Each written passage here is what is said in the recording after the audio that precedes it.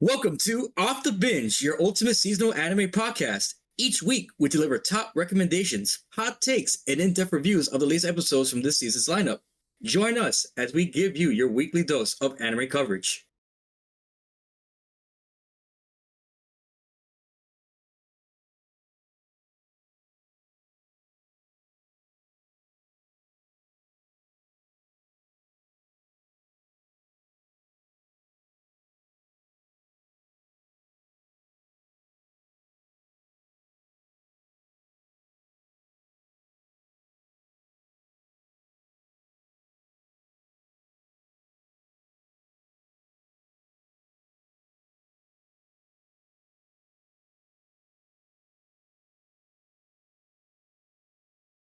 Once again, I want to say welcome to Off Da Binge. To all the new and returning listeners, I'm your host, Crash, aka the Hispanic Assassin, and y'all ain't ready to hear about the binges and reactions to the animes, TV shows, and movies that I watched this week. From the plot twists, the trash-ass moments, the steamy, passionate sex, the critical lore. Join me, my disciples, my initiates, viewers, and all listeners as I give you one of the most spiciest takes I will give thus far on this podcast. But enough self-blazing about myself. Let's hear from the next co-host, the one, the only, the legend himself, Vash. Hey guys, it's your legendary human type full Legend D Vash. As some people may not know who is Vash the Stampede, or can I, figure out some questions in Trigons. But hey, you could call me Vash, and I love anime and the end of Dharma, but we still got solo leveling because we gotta arise. And who to arise next is Neko-chan. Hey, it's me, Neko-chan. I watch everything and everything all at once. And yeah, today we have a spicy episode like Crash said. I am probably going to get cooked this podcast, but look, I will stand strong. I got you. I'm in your corner. Thank you, Vash. Thank you. Yeah, now ready for the smoke, ladies and gentlemen. Let's get it done and dusted. You heard? This will be a very exciting one because I personally think this week has been very entertaining. So I hope everyone else in this podcast thinks so, and we all have like some little thoughts and for everything. But yeah, we have our guest, of course, Man God, and he also. We have a little surprise. Look at him. Our Man God is kind of visible now. You want to say hi, Man God? We will pop? I decided to come from the Void Realm with some help from our good friend Jokester. Shout out to Jokester. Thank you, Jokester. We appreciate you, Poppy. Catch the Anime Lately podcast, of course. He's our guy. He hooked me up with a way to be visible, so I am here now. Wow. You look beautiful, by the way. I like your shirt. I'm just happy that we don't have to stare to the void, to the sky, to the ceiling, to the dog, to the frog, to whoever's up in the sky. Instead, we could just see a visual of a Man God GREM now. So that's very nice for the audience and everything to know in the YouTube side to be like, that's how he looks, instead on the audio side. Right. It don't matter. My God. It's really hard, guys, to get a camera in the void. I'm sorry. Otherwise, I'd just turn on a webcam. I just don't got one. Sorry, guys. But you see, just like our Man God said, it'd be hard out here, even in the void realm. So yeah, today we have binging things. I haven't binged anything except one thing, actually, but I don't know if it's considered binging, so I'll just talk about it. I was binging a movie called A Golden City in a Water Kingdom, which is just mostly like about like, of course, like a Romeo and Juliet kind of thing. These two sides, the Water Kingdom and the Gold Kingdom, kind of like at it. And like these two are kind of like, they were arranged to be married, but then both of their like kingdoms sent like a dog and a cat instead, just to make like bring a war. And then they were like, okay, let's not tell people that happened. Let's actually just try to get along. But again, they didn't know that they were each other's fiance already. But also it goes into a lot of other things about like how they trying to build like agriculture again for like this one city that needs water when the other one does have it. And then when this one city has gold and stuff. So it gets really into like cool territory while also being really cute with the dynamics. And yeah, it's really cute. And I'm really excited. I gotta check it out. Does anyone else they've been binging? Crash, I heard that you've been binging like crazy. Yeah, so he has a list, I think. Like, I think he also has like kind of maybe an essay. X Knuckles in Spanish. All right, call me CCC or Critical Center Crash, because all your boy's been doing is locking in all week, binging the shit out of things he needed to catch up on. I told you I'd catch up on my shit. I was not fucking lying. So here we go. I'm gonna list some of the stuff. The rest I will talk about in the Anime Lately podcast. But the main things I want to address, your friendly neighborhood Spider-Man. I finally cut around to it. I was watching it mid as fuck. I'm not gonna get into more into it, but so far the last 2 episodes, straight cheeks. I didn't like it. I'm not gonna explain why yet because I don't think it's fair. I'm gonna finish it first, and once I do, I'll come back to it and let you guys know why I think it's. It's first 2 you've seen. First only. 2 straight cheeks. I haven't seen it yet, Yeah. but I haven't seen it yet. But I heard a lot of mixed things from a lot of the audience, not in a bad or good way. It's just more like it could have been better. Hey, it got greenlit for season 2, so congratulations on that. That they have other projects, and they even try to plan for season 5. But who knows when the time comes? I haven't yet found the time to watch it, but eventually I'll try to make time for it this week or before we do our recording for the animated podcast. I heard there Don't give us season 2. Yeah. Don't give us season 2. We don't need that. Anyways, the next thing I was watching on that list is Invincible. I got up to season 3, all 6 episodes. Fucking amazing. Shout out to the missus. She likes it a lot too. I want to say all I'm gonna put on right now, without no spoilers, is that a lot of spicy things is happening right now. And the end of the last episode for episode 6 was the biggest plot twist of the season thus far. It's so crazy right now. If you have not watched Invincible, I suggest watching it. It's on Amazon Prime. You can stream it there. They're really long. They go between 45 minutes to a whole hour. So definitely be ready for that. But it has a lot of good content. 110%. Can't wait to watch it. The only thing I will mention, and I don't mind calling him out on it, is no complaints on me personally on the animation that a lot of people have brought up, as opposed to some of my co-hosts like Vash from season 2. But hey, to each your own. I'm not going to say nothing for that. Hopefully, he's able to catch up soon and maybe agree with me on that aspect.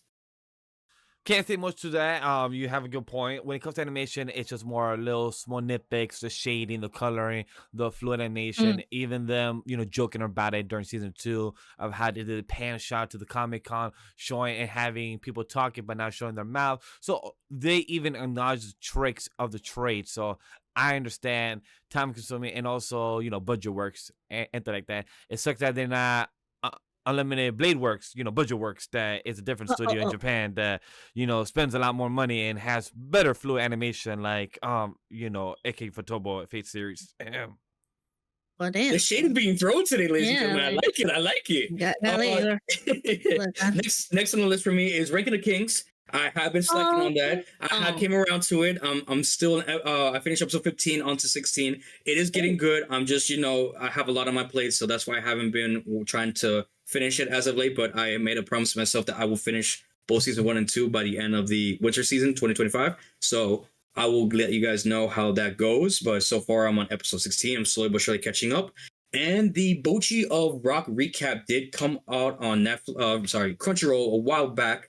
I didn't have a chance to watch it in cinema. I didn't think it was worth watching, so I watched it, skimmed through it a little bit. Nothing much to say. I didn't think I missed anything as of what I saw when the original season came out. So it was nice to just catch up and see, what I've missed. And season 2, I can't wait to watch it. I can't wait to see more of Bochi's reactions to her act like an introvert. I definitely relate to her for real. And the rest of the stuff I plan to watch next week. The Witcher Science of the Deep, maybe potentially collab with Vash, maybe get a review off that. I want to watch Venom: The Last Dance. I did see that on Netflix with the missus potentially. Daredevil Born Again. Definitely plan to watch that. I believe comes out March 4th on Tuesday. And potentially watch the new Mobile Suit Gundam GQX movie that had released a couple days back. I haven't had a chance to watch it. Maybe is what I heard. A lot of people been calling it quacks. It's a joke, but yeah, it's cooks or something like that. Yeah, it's just funny to say quacks, guys. It's just really funny. All right, if that's what you've been binging, or is there one more?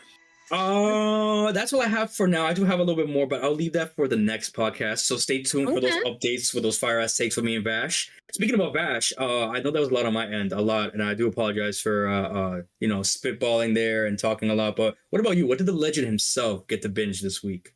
Look, the legend himself, he's been on a consistent grind watching the One Piece. We are 10 episodes into the reverie. I mean, we're about to be 10 episodes in to get it into the reverie. We're right now wrapping up Whole Cake Island. We're about to see Katakuri's Snake Man, so it's pretty excited to see that. We're like one episode away from seeing Snake Man, so I'm pretty excited. I want to get back into my Dress Up Darling, but I feel like once we get into Whole Cake Island and we finish it, and then we could do the last 6 episodes of my Dress Up Darling, since that's a quick, easy binge. But also because my wife is about to take her state exam, so I'm also letting her do her thing to studying, because that's a lot of stuff going on there in the background. Me and Neko, you know, we're trying to do the daily life of the Morty King. We did 2 episodes since 2 weeks ago, so we're still in episode 9. We're waiting to do season 1, so we have like 6 episodes left. I believe season 1's episode 15, and then season 2 where I'm at, and then we can finally be where I'm at in season 2 episode 9. So like we're literally like a whole season where I'm at. We're almost. We got a lot to have fun with, you know. That's all I'm saying. Yeah. That's the positive out things. I love that. I love that. Yeah, positive out thing. And like I said, last time, Overlord, we got into season 2. We already saw episode 2, 3, and 4. But I feel bad for Manga GREM because I remember watching 2, 3, and 4. But I remember pausing on 4, watching with him. But I do not remember episode 2 and 3. So I feel like I need to rewatch 2 and 3. So yeah, so that's gonna be fun. Shame on you. Shame on you. That's good content right there. Get back to it. Yeah, it's definitely good content when I get back to it for sure. Other than that, it's been a good week for watching anime. Haven't watched anything more outside.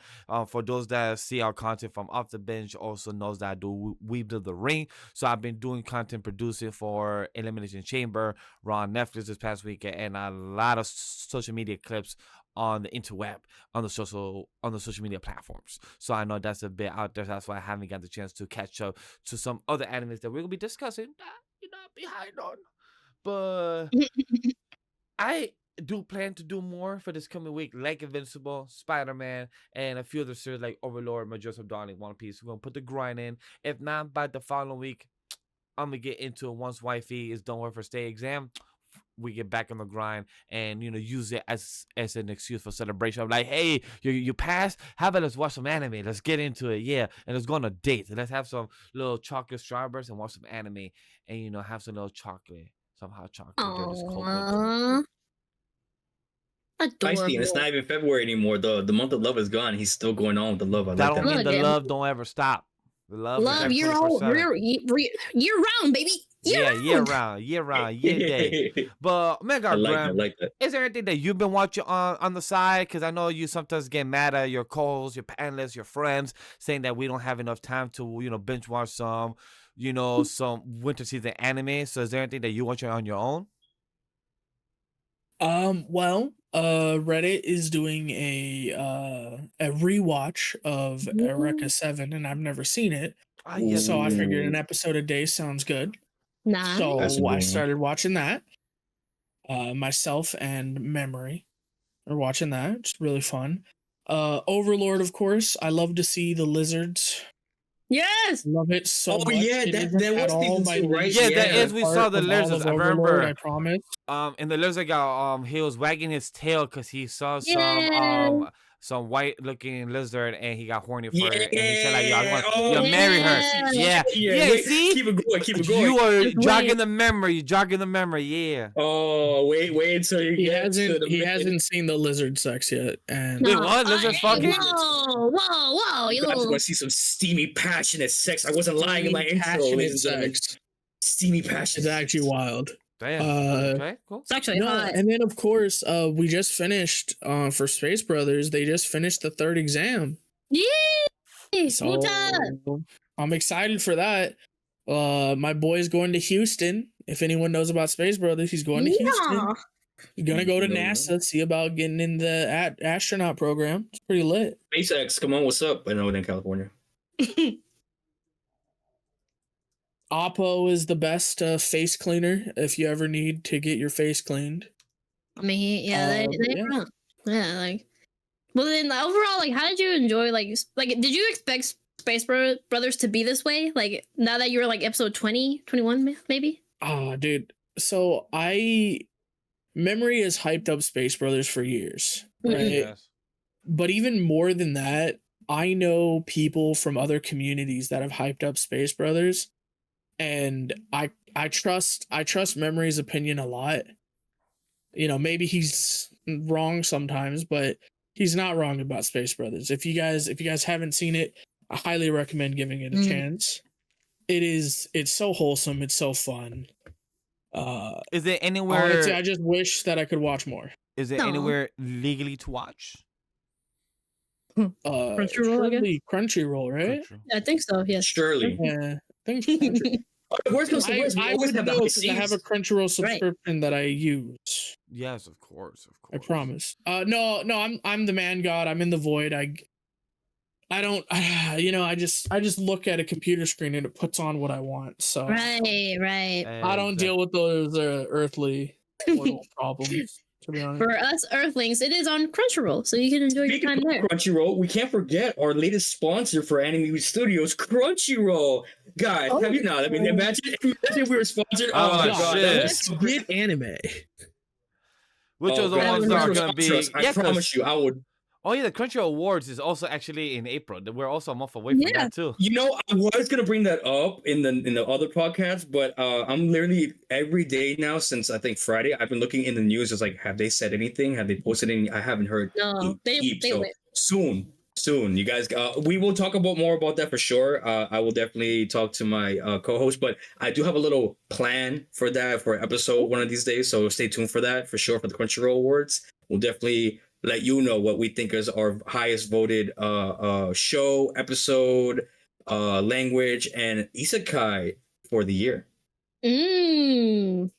You hear that, Vash? You finally get your chance to see what's the best of the best. And I believe I can speak for everyone. I say it's not going to be Shield Hero. I know that for sure. And I know that if we're all going to talk about isekais, I definitely know that I need to watch ReZero by then so I could put some conversation into it. So I definitely know. Let's go. All right. Well, speaking of enough about that.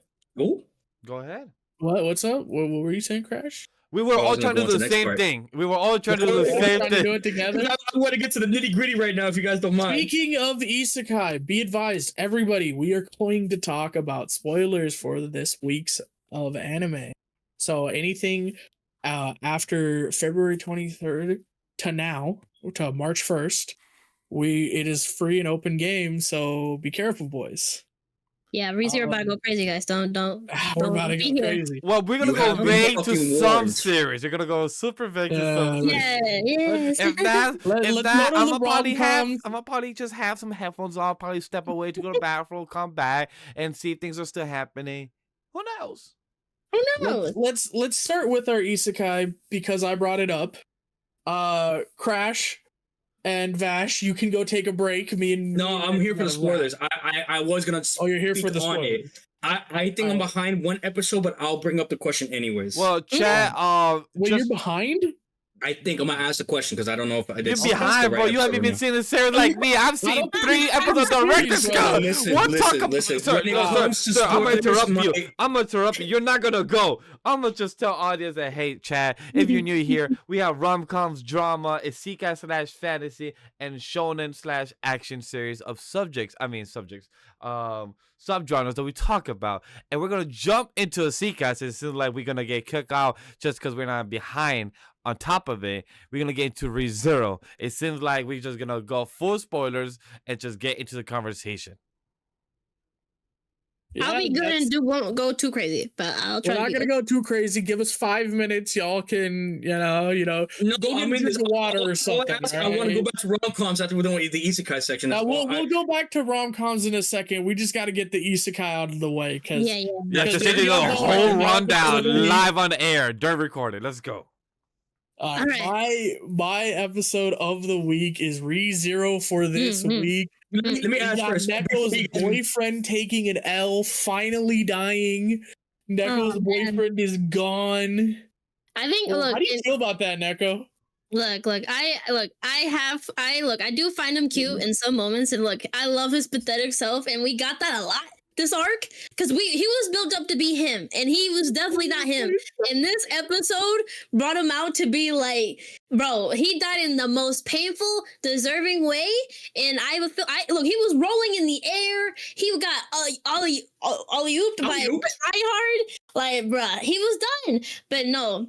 I do feel bad about that. I do feel bad kind of for his character. He is really sad, in general. He's just, I don't know. He's a very sad character, but he deserves what he got. And look, we packed him up, and Amelia doing the cutest ora on him. Yeah, I would have been happy like dying that way. Honestly, I don't know why he was so pissed. So all I'm saying. May I just ask? Because I seen some clips and photos, and I don't know if I'm correct or not. You guys can let me know. Was the last episode the whole thing where Amelia was showing cheeks or something when she was fighting him? No, that was the episode before. No, even the 2 weeks before that. Oh, I'm way behind then, so I have no idea what you guys are talking about. So yeah, you the series. What are you talking about? You are 3 seasons behind, sir. You're now 2 episodes behind, not 3, not 4, not 5. Oh my god! I'm at least 3 director episodes on top that have not been shown to the public audience, but at least have seen them 3 episodes director's cut. You have not seen squash. Like I said, I am the villain of this story. I am not anyway, the hero, moving on. You know what? Neko, go ahead, continue. I'm sorry to interrupt. No, you're good. I would give it back to Grim because this is your episode. I will talk about my favorite scene in the episode, but you talk about everything that you loved about the episode.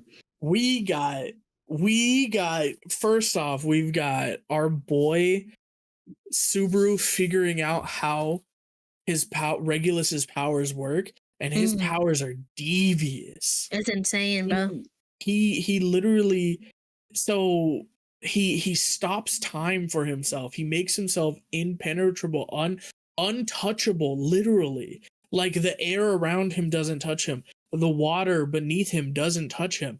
You cannot deal damage to this man. And his weakness is so obvious because even his wives called it. They said he's like a little king. And if you know anything about stars and star systems, Regulus Corneus is the name of a star. And guess what? It means Lionheart or little king. That's really weird, doesn't it?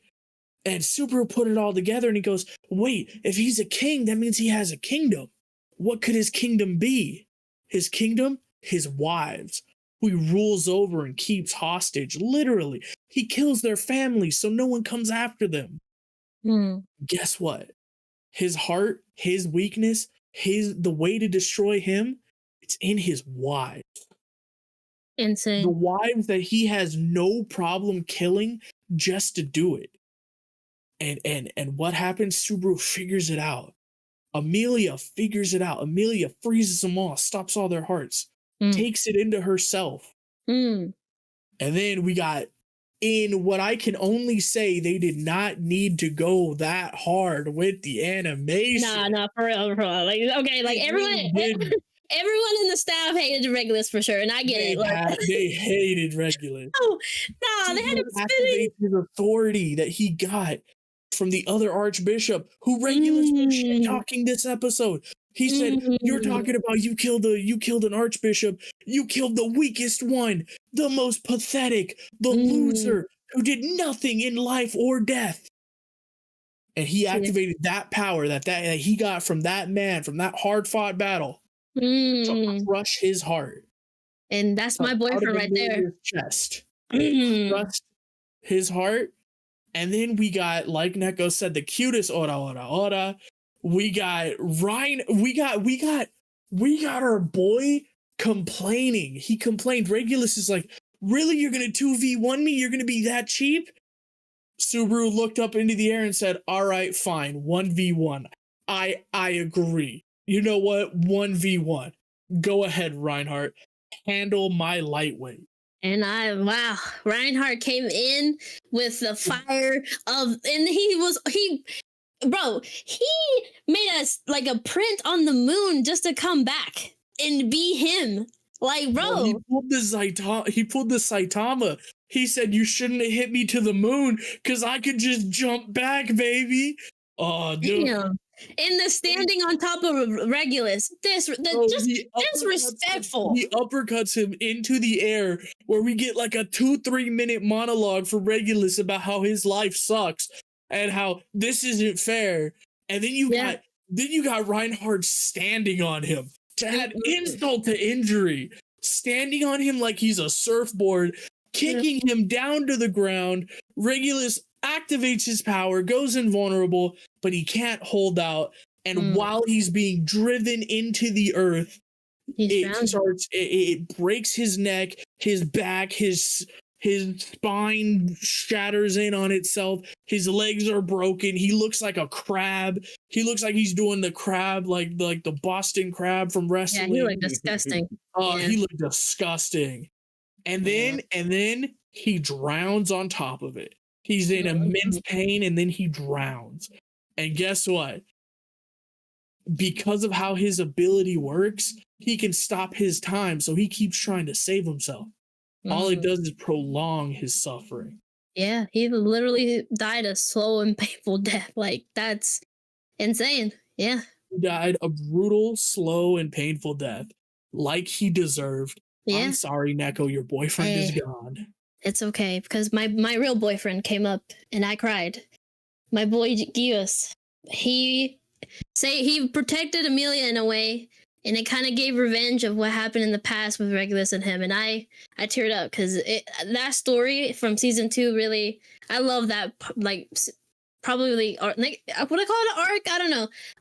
That just seeing the backstory of Amelia, Gius, and Fortuna, like, I love that part so much in season 2, and seeing him again, and Amelia's like, there you are. Or how about that scene, Amelia? There you were. I was like, oh no. Oh man, I love that, man. But yeah, this episode was just beautiful and also hilarious, and also just satisfying seeing Regulus gone. You know, like it's time to pack him up. We have these other fights that we need to get back to, and yeah, just ReZero being ReZero. Packed him up. They folded him like a folding chair, dude. Yeah, he's gone. It was so good. I'm gonna stop yapping about ReZero. It was great. It was amazing. If y'all aren't caught up, please catch up. Please. I cannot express this enough. Next episode, we're going crazy. But next episode, we're getting some Garfield. So that's all I'm saying. Yay, Garfield. Anyway, Neko, Zenshu, which I believe is yours? Yeah. No, not your episode of the week. Yeah, it is my episode. No, yeah, it is. It is. Yeah. Tell me about it.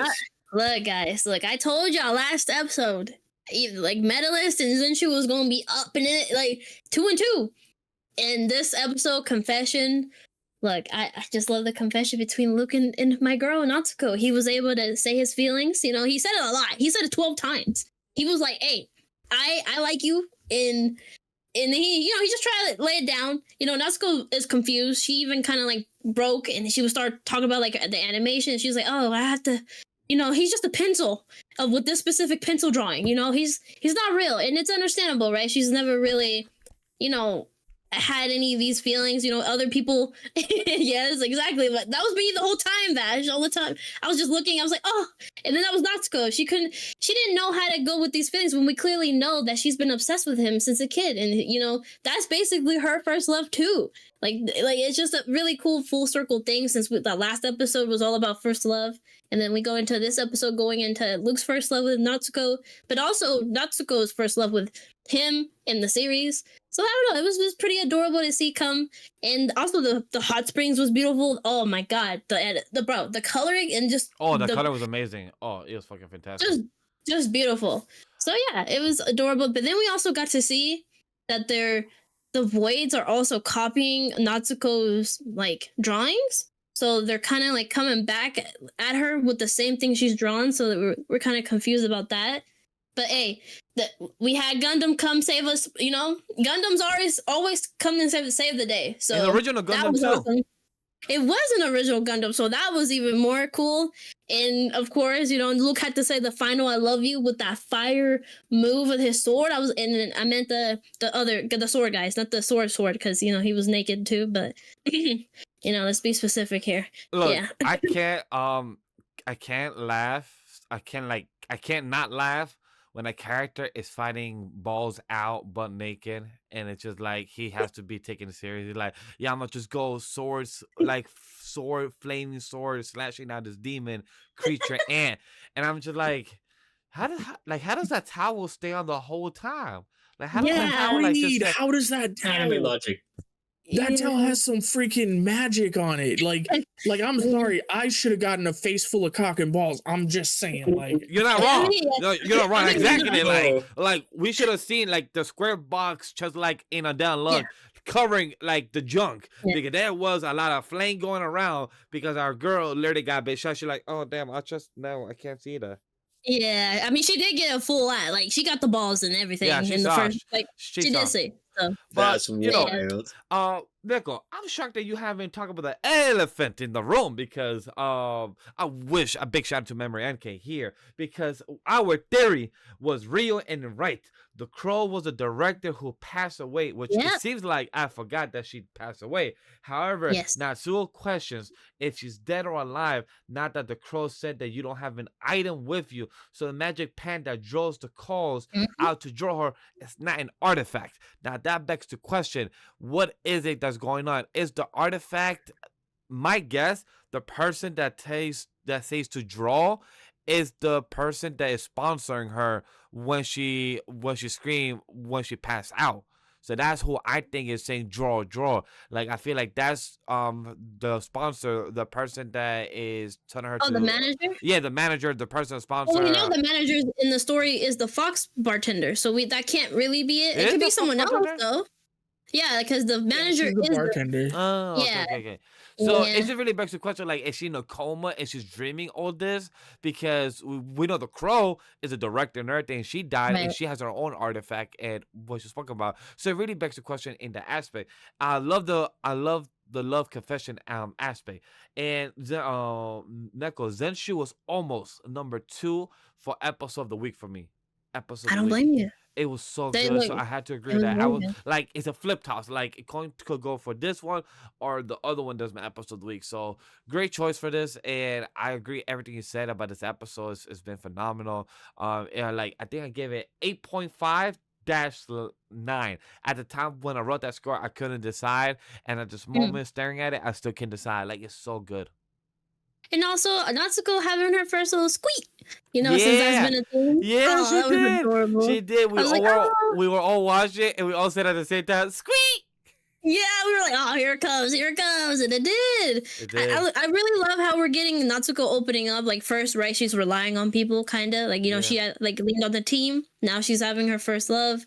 And like now, like you mentioned, like I'm really excited to see like, is she really dreaming all this? Is this real? What is her like artifact? Or like like you said, the director got her wings, which basically her like her bird form. So what did Natsuko get? Because she said the drawing thing isn't something like the world gave her. It's something. It has to be something else, or either there isn't nothing. And the drawing thing that she got is her power, or like whatever artifact. So yeah, it's just a lot of questions we gotta see. Yeah, we have a couple episodes left. I believe we have this was episode that we're reviewing 9. 8. So we have 8, you're right, yeah, we have 3 episodes left, 9, 10, 11, 12. Yep. 4 episodes left. Yep. Zenshu was a good one. I think it's pretty clear that she's in a coma. I don't think she's dead. Right. I agree with everyone on that front. But yeah. Who cares about DANMACHI? Yeah, that would be me. I was just taking some quick notes about that. I'm sorry. So, because I was trying to remember real quick. So, as much as I want to say that I really loved it, I only liked it for once. So, yeah, my hot take is DANMACHI kind of disappointed me a little bit. The only thing I had to say is pretty much that Hayden pretty much continues to help out pretty much against Freya. So he pretty much betrayed the Freya Familia. He's helping out Belle to try to defeat the king. So he convinced pretty much Hogni to like help Freya. He was like, it's not us. She wants him, Belle. Why couldn't it be me? It should have been me, damn it. And I feel for that. I feel for them so hard. But you know what? The MC always wins. He gets all the bitches, and that's what Belle is. He will always get all the bitches. He'll get all the Riz, and that's what's happening right now. So when you know you're the losing, MC, and you have to help out the actual main MC, that's what you gotta do. That's homie shit. So that's what he's doing.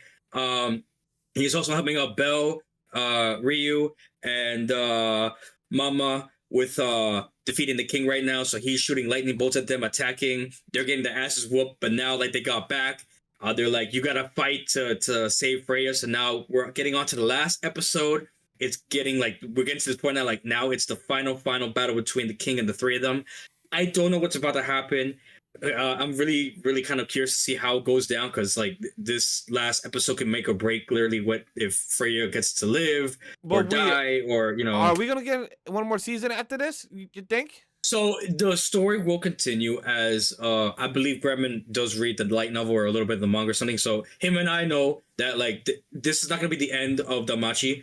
The series will continue on to season 6 for sure. Will there be OVA? I would hope so, just to fill in some of the blanks of what happens after the fact. I was spoiled a little bit about what happens after. So what have you not been spoiled at this point? I'm a guy who just gets spoiled by a lot of shit, but I know fill in the blanks. I know some stuff, but past that, like what happens after is anyone's game. But the story does continue on. It's not going to end at season 5. When will we get season 6? However, is yet to be seen. But I'm just very, very excited to see how this ends. The king is one of like the biggest characters that cannot be beaten. He's like the all-time like OGs. Like he's strong. Like he's the GOAT. So for Bell to beat him is like a big like accomplishment in of itself. So stay tuned, because it's not just him that he may not defeat, but he also might defeat another woman? ?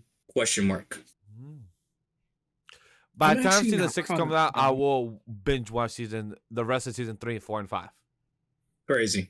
Couldn't even get to at least finish season 3 because it was getting to the good part. Not my fault. It was slow. Not my fault. My apologies on that. But I will say, if we're gonna be done with the isekai, if we could put our attention to the. There's one more. There is one more. How you? Guild Receptionist, baby. The Receptionist. Oh my God, you're right. Even though I haven't watched it, so it's only gonna be Neko and GREM that's gonna be speaking about this one. Well, Grandma, did you have something to say about DANMACHI, or are you good? Oh yeah, I was just gonna say I'm actually not at all caught up to DANMACHI. I'm basically at the beginning of this season in the light novel, so I know nothing about this season pretty much. Oh really? Well, I knew some spoilers. I knew like the whole stuff with Hestia was gonna happen, and I knew Freya was gonna kidnap Belle, but I hadn't actually read any of it. I was like, he had just exited the dungeon, and like Ryu was like getting all doki about Belle. That's where that's you in episode 1. Oh, it's getting spicy. It's basically episode 1. I was at the start of the season. And chat, so if Crash don't remember, he had his exact conversation with Manga GREM like back in Off Da Binge episode like 7 or 9. Back last season. Yeah, I do believe we've had this conversation. Yeah, before, they had an exact conversation exactly last season. But it's your boy is stupid though. Oh, I saw the ED for this season, so I get the spicy now. I get it. I understand. That's all I gotta say about DANMACHI. I would like to watch an ED if it's spicy. You should watch the ED. Freya is so hot, bro. After the recording of this podcast, we will watch the ED then real quick. We might even get a little small extra, little tiny. Spicy. I promise you guys hot steamy sex in this fucking intro of mine, and I do not disappoint my viewers. All right. Well, look, sadly, we're not getting sex with Guild Receptionist, but it is spicy in a different sense. We might get sex. Well, they went on a date, but then it got interrupted. So shit like that. Right? Yeah, but at least we got some Lolly's twins, and they were eating each other. Okay. It's not like that, but getting bites out of each other. It was crazy. They really were. Was it a good fight of the demigod or bad god or evil god or Diet god? Oh, Diet god. That's what it is. Yeah, Dark God basically. It was a Diet, and but it was. I personally did like the fight. It was nice. I liked that we also got resolved with the healers thing. She was having like this fear about, her last party with the murdering. Like she was a murderer. We got that resolved. She started believing in herself and seeing her potential and not holding back now. And then of course that fight with the Dark God. And did Gurg get a power up? In a way, I guess. Yeah. Oh, yeah, figure. Yeah. It really depends. Do you consider the power of friendship a power up? Yes, it is. That's for sure. Power. It is. You could not convince me otherwise. I'm sorry. Have you seen Fairy Tail? Bullshit. No. I disagree. Come on I disagree. Power friendship is no matter what any storyline is in any medium. It depends on the execution and how it's written. Yeah, it's used in many mediums, not just in anime. In the context of Yu-Gi-Oh, I disagree. Any other anime, I can definitely be convinced. Yu-Gi-Oh compared to the anime to the manga is two different things, but that's a whole different conversation. 100% agree with you. 100% agree with you. No, I'm with you on that for sure. But I mean, good we did receptions. find out a good way. We did find out a good way that Jade found out like how to power themselves. Well, he apparently picked up the skill that gave the healer idea to use, so that was cool. I was like, wow, I didn't think you could do this, Jade. And then of course the Jade and Alina, combo, beautiful. And yeah, it was just a good episode. We got to see her talk about like the adventurer she knew that did die, and she told Jade about it, and that was cute. He was like, oh, I see, that's why. And then he understood like why she was crying about that, or why she became, like he put two and two together, I'm guessing, of like why she became a receptionist and whatnot, and why she's so adamant about protecting the ones she loves, and why she's like this OP girl that can not want to work overtime, and that's why she, we got a lot of things that were putting together. But basically it was a good episode. I enjoyed it, to be honest. It was a lot. It was good. That's good. That's cute. I'll get to watch it this week and talk about it the newest episode next week. That's all on mine. Now let's talk about love. Yeah, if there's something else, I would love to get into the nitty gritty. The one thing we have all been waiting for, the rom-com section of this anime. Okay. Let's talk about. I would like to direct the attention, Vash, if you don't mind. Want to get into the hot and spicy, or can we knock out the small ones first? Get to the hot and spicy, ladies and gentlemen. No. I want to get to the small ones first before we go into full dive. I want to tease you. I want to tease you. I want to go around your area real quick first. Yeah, let's do this. Let's start with Medaka Kuroiwa. Mid Kuroiwa. Let's start here. It was a mid episode. It was a mid. I'm not gonna lie. It was kind of bad, honestly. Is that all we got for it? No, I'm the opposite. Actually. Wait. I do have one thing. I have wrote on my notes. I wrote, call my boy Medaka the Rizzler, because he had not 1, not 2, not 3, not 4, not 5, but 6 bitches on his dick. He had every single bitch asking for the flick, and the main that he wanted still didn't get no flicks with him. I'm telling you, the man did not ask for none of these hoes, and he still landed on him. Group picture. She did. Group picture. Don't count. And if it's not a single with that. And Medaka put it as his lock screen for 0.5 seconds and then switch it up when they had a picture together. So he did.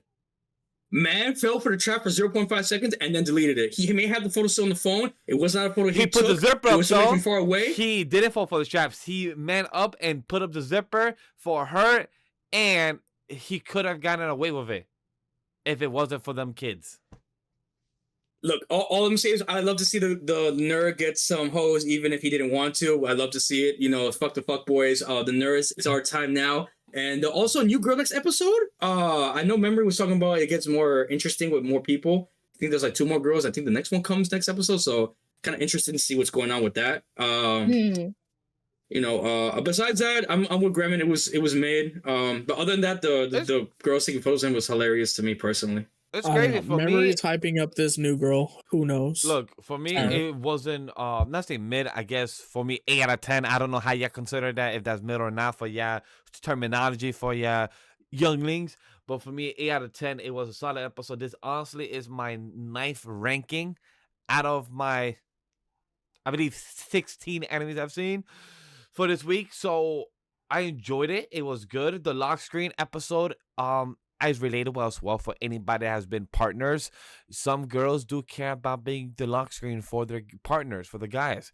I at times don't have a lock screen of me and my girl. I have a lock screen of Spider-Man anime related, like I have of Luffy in Gear 5, or at one point I had a Deku. But for my home screen, I have me and wifey and our kid, our dog. So we have a little family as my home screen, but my lock screen, I just have it anime or manga or comic book related, depends on theme. But it's because I work a lot, sometimes my phone be on a random place and I don't want people to be nosy. So that's why I have my own reasons. But in the beginning of me and my relationship with wifey, I did have her as my lock screen. So I understand this episode, that's why I give it as an 8, because it's relatable to me in a way where I understand why Medaka wanted to have her picture on his phone and everything, so it makes total sense, and I enjoy this episode to the relatable aspect of it. Respectable for sure. But I didn't watch it, but it was good. Hey, you didn't watch it? I understand. A few people behind here. Life happens, work schedules. We're busy, But before we get into the other ones, I want to get to the small one. Quick one that me and Crash watch. It's called Time the Night with an Amagami Sister, episode 20. We're about to be wrapping up this show. So talk to me, Crash. Have you enjoyed this episode? Because you told me before that you feel like you need to rewatch it. But if I could catch you up on what happened this episode, because I honestly have it, I believe it's in my top 5, actually. Yes, it is. It's my number 4. I had this as a 9 out of 10. This was a wild-ass episode, word by word on what I'm reading right now. Wild-ass episode. So much happened in one episode. My emotions were up because all 3 girls decided this was the time to confess their feelings. Yuna to her best friend while understanding what's popping up. Yai on a date at the festival but getting caught by Yuna and her understanding what's going on by Asahi. She fucking screaming on a microphone speaker on a damn rooftop saying, "Hey, I like you." All 3 sisters decide that today's the fucking day that they need to express their goddamn emotion. Like, really? Today is the day? And y'all gonna expose us in the school? That 2 of y'all go to the same school? Okay, cool. Express it. Oh, good. So that's why I give it a 9 out of 10. School festivals is just the time when you get peak ass love, and we're here for it, ladies and gentlemen. When it comes to me watching as much rom-coms now and watching them more with the show and everything we're doing, I'm starting to tell the predictable aspect of storytelling when it comes to rom-coms. It's like I'm starting to know what's going to happen, which is not a bad thing. But like, I know what's happening here. I know what's possible. So like, I know where we're getting a setup. Oh, school festival. So that means we're going to get, and there's always some fucking folklore in this fucking school festival. Like they have something attached, like, oh, from 10 years ago, we first started this, or from 300 years ago to school. I'm like, who the fuck thought about this shit? Like, how did y'all first started this? But it's cute. They make it special. Hey, I'm from America. I don't have a lot of cultures here. And also, I didn't grow up in Colombia to also hear their own type of folklore and everything. So I don't know what they have in going up a climbing a mountain, holding the hands, and you gotta kill a rabbit or some shit. Yes, I've heard a story like that in Colombia. They do that for couples. That's also folklore. So I don't have nothing to relate to these things, but I still enjoy the episode because it was fast and the details in the animation of the characters, of the expression. That's something I've been noticing more in character animation of how they express the characters and their emotions. How do they express on screen? So that's also something I really enjoy about this episode and why I gave it a high ranking of a 9 out of 10 and being my number 4 on ranking. But come on, Vash. We can't forget about the one thing that made me scream, got off my seat, watching it together. At the very end of the episode, we see Kuroiwa complete the play with Shiari, their childhood friend running away. And next episode, we saw the preview of the I didn't watch the preview. That's why you should remember. I don't see preview. Fuck the preview. We're getting the childhood arc, ladies and gentlemen. We finally get a childhood friend. She's finally gonna be in it. Shiru, she's definitely gonna get her time. I fucking called it. Yes, I'm so hyped. Hilarious. I know she's gonna confess. We're gonna get a 4th harem, ladies and gentlemen. We're gonna get this girl finally. So he's been screaming since like episode 12 or earlier that, hey, when are we gonna get the childhood arc? And then by the end of the episode, he literally screaming like, "I knew it! We said it was gonna happen!" I'm like, just let's go. Who's the we? Who's the we? Is you alone in this? You've been rooting for 4 girls. I've been rooting for 2. So right now it's a 4 versus 2 here. Where are we? There's no I or no. Is me alone for 2? You are asking for a 4 harem here. I'm asking for 2. Don't put me in this trouble. I'm exiting myself. Chat, let me know which is one of your favorite girls, or if you like all of them. And tying in that with the Amagami sister, please let us know in the comments down below which one of them are your favorites. And if you're excited for the childhood friend as much as I am. Yeah, Chad, if you're excited about childhood friend, or if you want to be dating your coworker, or if you have a rule about that, because let's get into I Have a Crush at Work, episode 8. Who did enjoy this episode? Finally going to the same restaurant, having the same coffee, but then second guessing yourself, be like, you know what? I don't know if I should continue coming here because I don't want people to think differently. No, don't think for other people. Ask questions. Don't assume. Ladies, don't assume. All right, Neko? Yeah, you know how it is, ladies. Sometimes we look at a guy we're really comfortable with, and then sometimes you're like, no, I shouldn't. He doesn't see me that way. It don't matter, because apparently he does see you that way. He keeps coming to you. He keeps noticing that you're not feeling well. Give it up. You're in love with him, and he might like you too, so you might give it up. that was I think we got to see the side of the side couple, which was adorable, building up with the boss and our boy Sommei. Like, he's a great guy. She loves spending time with him. They have usual tastes. Like, ladies, that's a made in heaven, a match made in heaven. And when he tells you like, hey, would you and I want to dish this place? Let's just head out. Let's just go somewhere. Yo, when I heard, I'm like, not lie, I don't think I have put that move too many oftens in my life, but just to hear it and like the girls just blush, I'm like, no lie, that's kind of cute. Like, just to like, yo, my boy really her up for sure. Yeah, that's like, that's hey, how you do it, ladies and gentlemen. That's how you do it. Fuck this That's place. how you do. Forget them. Let's go. Let's go wherever you want to go. Let's go. It's just a bar. Let's go back at your place, baby girl. Let me get to know your music more with a different sense. I love that. Ooh, yeah. He was laying it down. He was definitely telling her, hey, I like hanging out with you, girl. Hey, how about you? How about you? And she's like, you know what? Maybe I do. Shit. Okay. And it was cute. Really spicy and cute. Really cute. But of course, we get our main couple. You know, they're going through their little not hardships, but mostly their goals, right? She's getting her goal of getting her competition little set thing ready, and she got approved. And I'm so happy for her because she does amazing and really hardworking job. You know, happy for her. I would say I really appreciate this as somebody that isn't a couple and seeing this couple as adults, but also understanding that they're individuals, but still a unit, where she's struggling with her own individuality by explaining her own trauma, that she doesn't feel Christmassy because of these things, because she wants to. She has high remarks, high achievements that she wants to do, but she doesn't get there, and he doesn't go on top of that. He just listens, he balances that, and he hears where she's coming from so he can understand her more, because she's still learning. Like, even though they've been dating for only half a year, he's still understanding her as a person, as an individual partner, but also as a unit. So I really appreciate that as somebody who's been dating for my partner for that we're about to be 7-8 years. Damn, I lost track of time at the moment. So we've been dating for a long time. So just to know how long you've been with your partner and still learning more about them and them learning about themselves, that's all part of the journey. So I really appreciate that. Crash, any thoughts about that? Because I know you're also in a long-term relationship as well. Whenever she's right, she's right. Whenever you're right, she's right. So, happy wife, happy life. That's pretty much all I can say to that. I disagree with that, but respectfully, I think it's happy couple, happy life. But hey, each to their own in their point of view. Man, GREM, have any thoughts about I have a crush at work? Well, there is 2 crushes at work.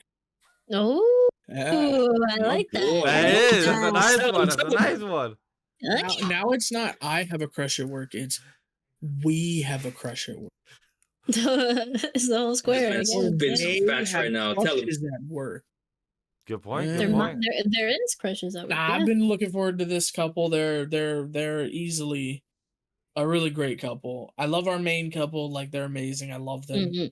But I mean, you don't slack on the other coworkers. You know what I mean? Yeah. Just like the cute girl that owns her own sweet thing. But you know what? I digress. I have a crush at work is great.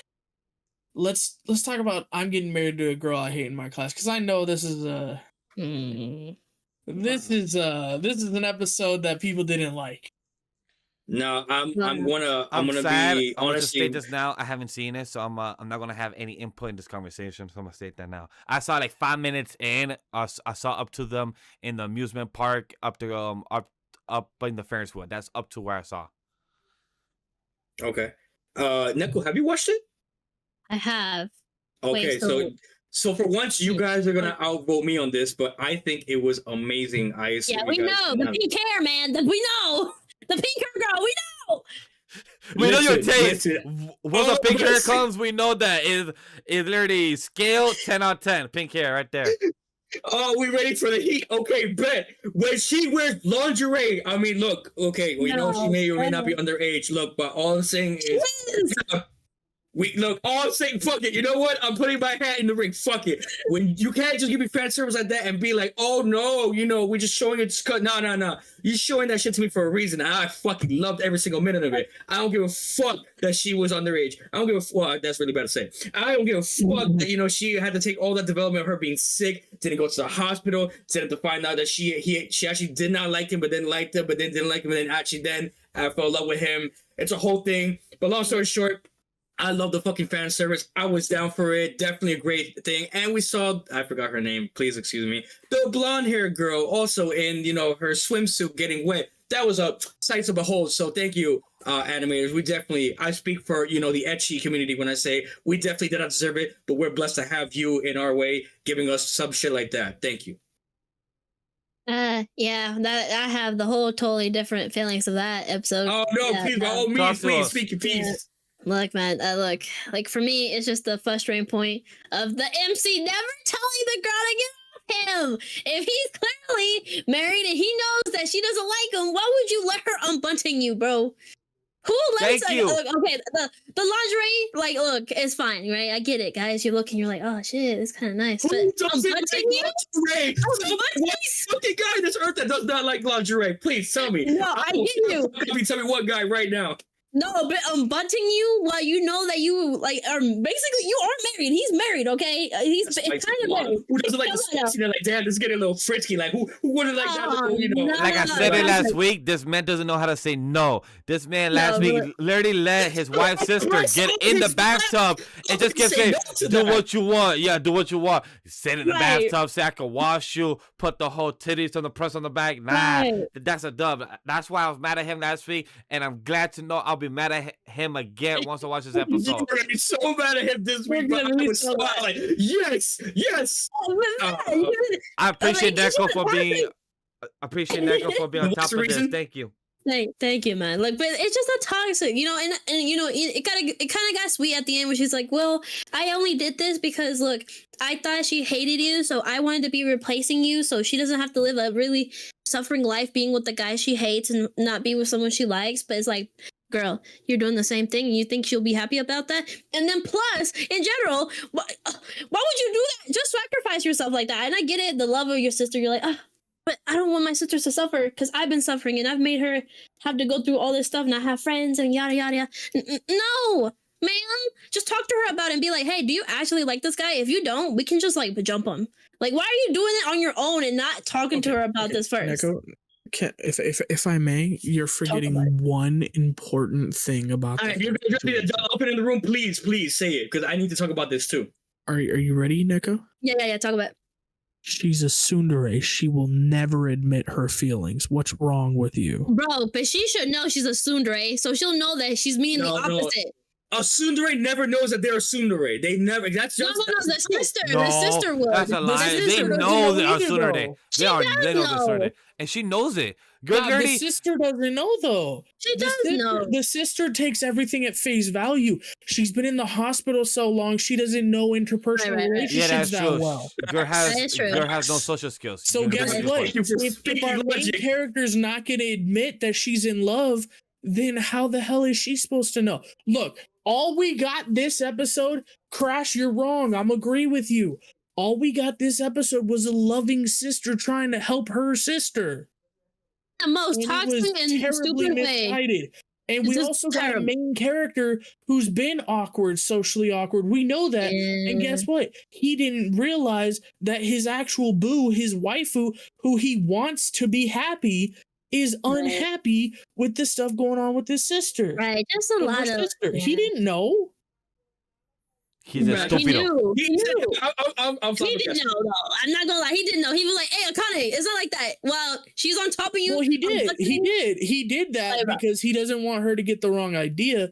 But, like, he also doesn't know. Like, look, I'm just saying I'm a guy out here, and if a girl's coming on to me that strong, I feel like if I do anything to shut that down, somehow I'm gonna be the one getting in trouble anyway.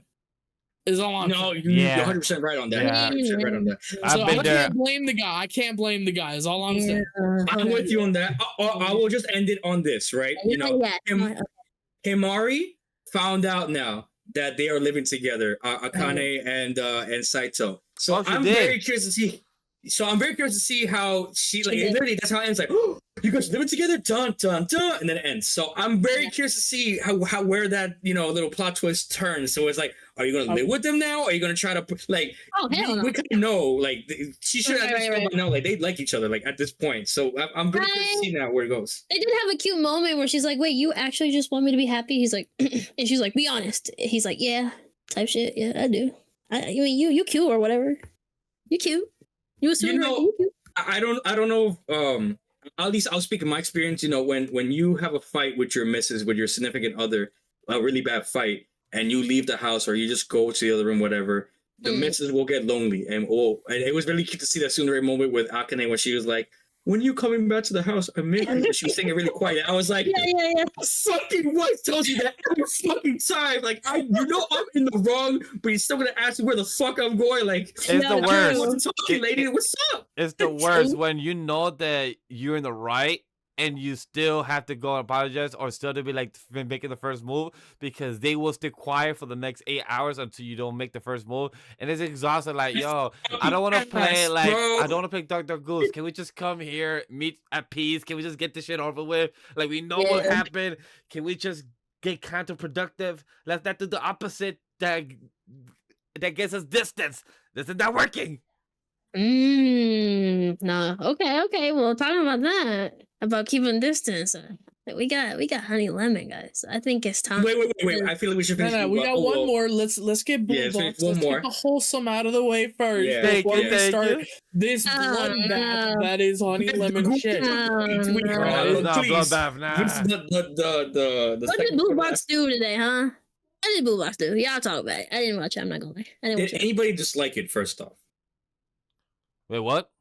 Did anybody dislike the episode? I watched it, but truthfully, honestly, I do not remember what happened. So I'll remember. Like I watched it, but I do not remember. Like, I'll just say like the quick notes that I wrote here because I wrote a lot of notes for it.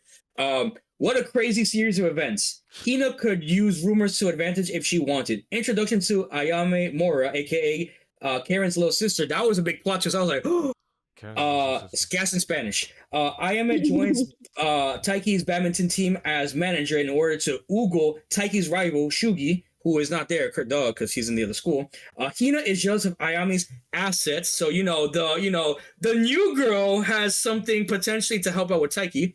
Taiki keeps getting into hilarious situations with Ayame, which makes Shinichi jealous as fuck, which I'm so glad it happened not once, but twice. I'm so glad to know that, bitch, I know you have fucking feelings for this guy, so stop playing that you don't. We do. And get into that. Oh yeah, we get a bullshit-ass explanation as to why Shinichi doesn't pursue love with Taiki, but is confirmed to have special feelings for him. So, yeah, you love him, but you don't love him. Make it make sense, lady. No, I was so upset when I heard that shit. But hey, whatever. We got a couple more episodes left. Maybe she might actually confess. But she might have during the fucking festival. She's gotta stay focused on basketball. You just say it, bro. She's a student athlete. Student first, athlete second, lover third. Get it right. Yeah, no, it is true. That is true. Like realistically, yes. Because then you can't even though you don't want to kind of blame it on the relationship, if she does this now and kind of gets distracted, it's not gonna be great. Be honest. Her parents have sacrificed for her to be here. Yeah. Right. I'm sorry. I'm mad at myself internally that in high school I could have done much better in sports, but my ass was stupidly chasing for women and girls and such that. So trust me, I hated that I was not a student athlete more than chasing girls. Trust me, deep down I hate it. And I'm glad, as much as that for the romance and everything, I'm glad Shinatsu is choosing the balance of what she's choosing for the sport. She still has a drive, she still has a goal, but she could manage how to express her emotions better. That's one thing that I agree. Even though I did chase girls, I had great communication of what I wanted at the time. I just did bad balancing. And Shinatsu is doing bad balancing of what she wants because it's also hurting herself. This is the first time I will honestly say honestly, in the beginning, I did not like childhood girlfriends. I never thought that they would win and everything. I've seen the trope and everything, but this honestly is the first time in my life that I'm actually rooting for a childhood friend.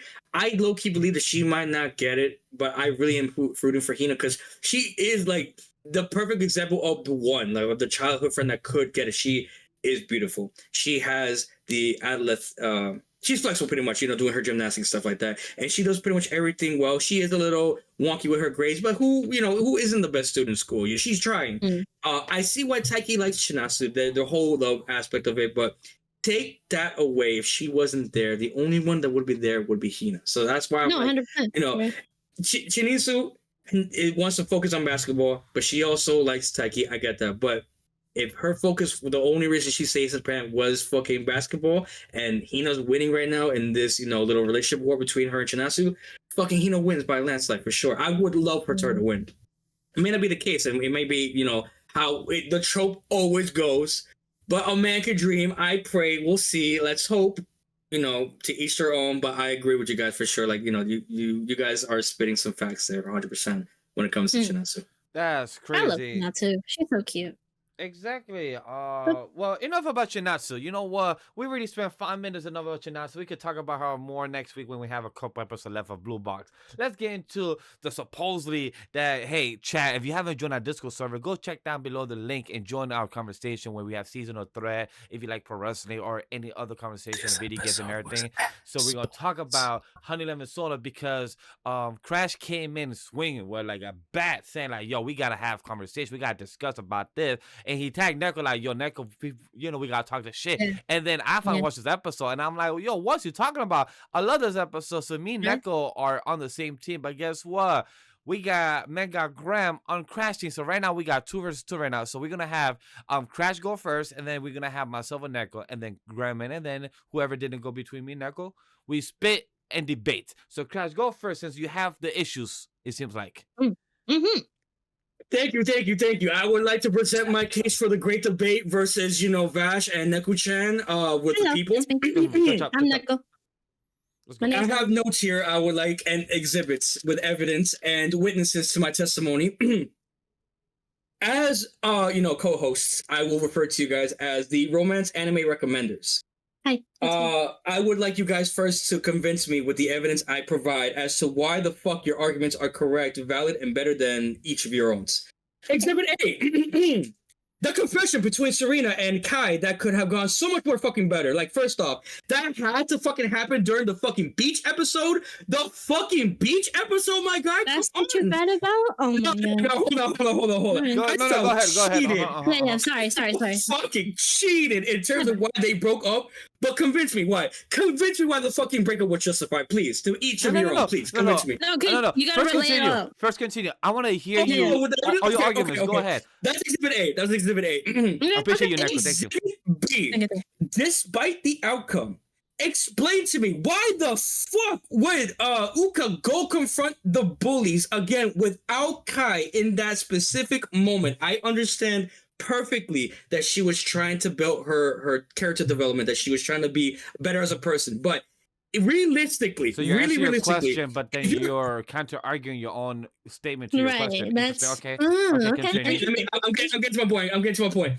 Right. Realistically, IRL, if someone was trying to get ahead of their bullies or to get like one of their bullies or just get better as a person and they confront their bullies, if this happened actually in like in a city like I don't fucking know, New York City for example, you get your ass beat, son, in the streets. Okay. What if something bad could have happened to Uka in that moment? We know it's a fucking rom-com, so I mean a romance anime, so that's not gonna happen. But in that moment, what if? That's where I'm at. This is wild. They was willing to beat up her 3 episodes ago. What you mean?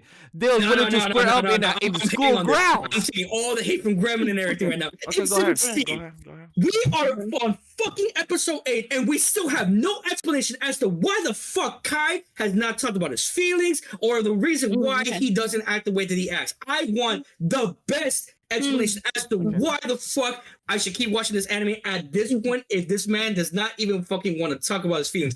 I know the best part about this fucking show, the episode, was the part where they exchanged numbers. That was it. Okay, it was a cute moment. I loved it. That was it. Past that, we don't get no explanation. Nah, I need I need good concrete evidence. I need the best explanations from my peers, the romance anime recommenders. Why? Why the fuck should I care? Why the fuck am I wrong? And why the fuck you guys think it's the best episode? Please. All right, let's go with A, right? Yeah. One. Yeah, Okay.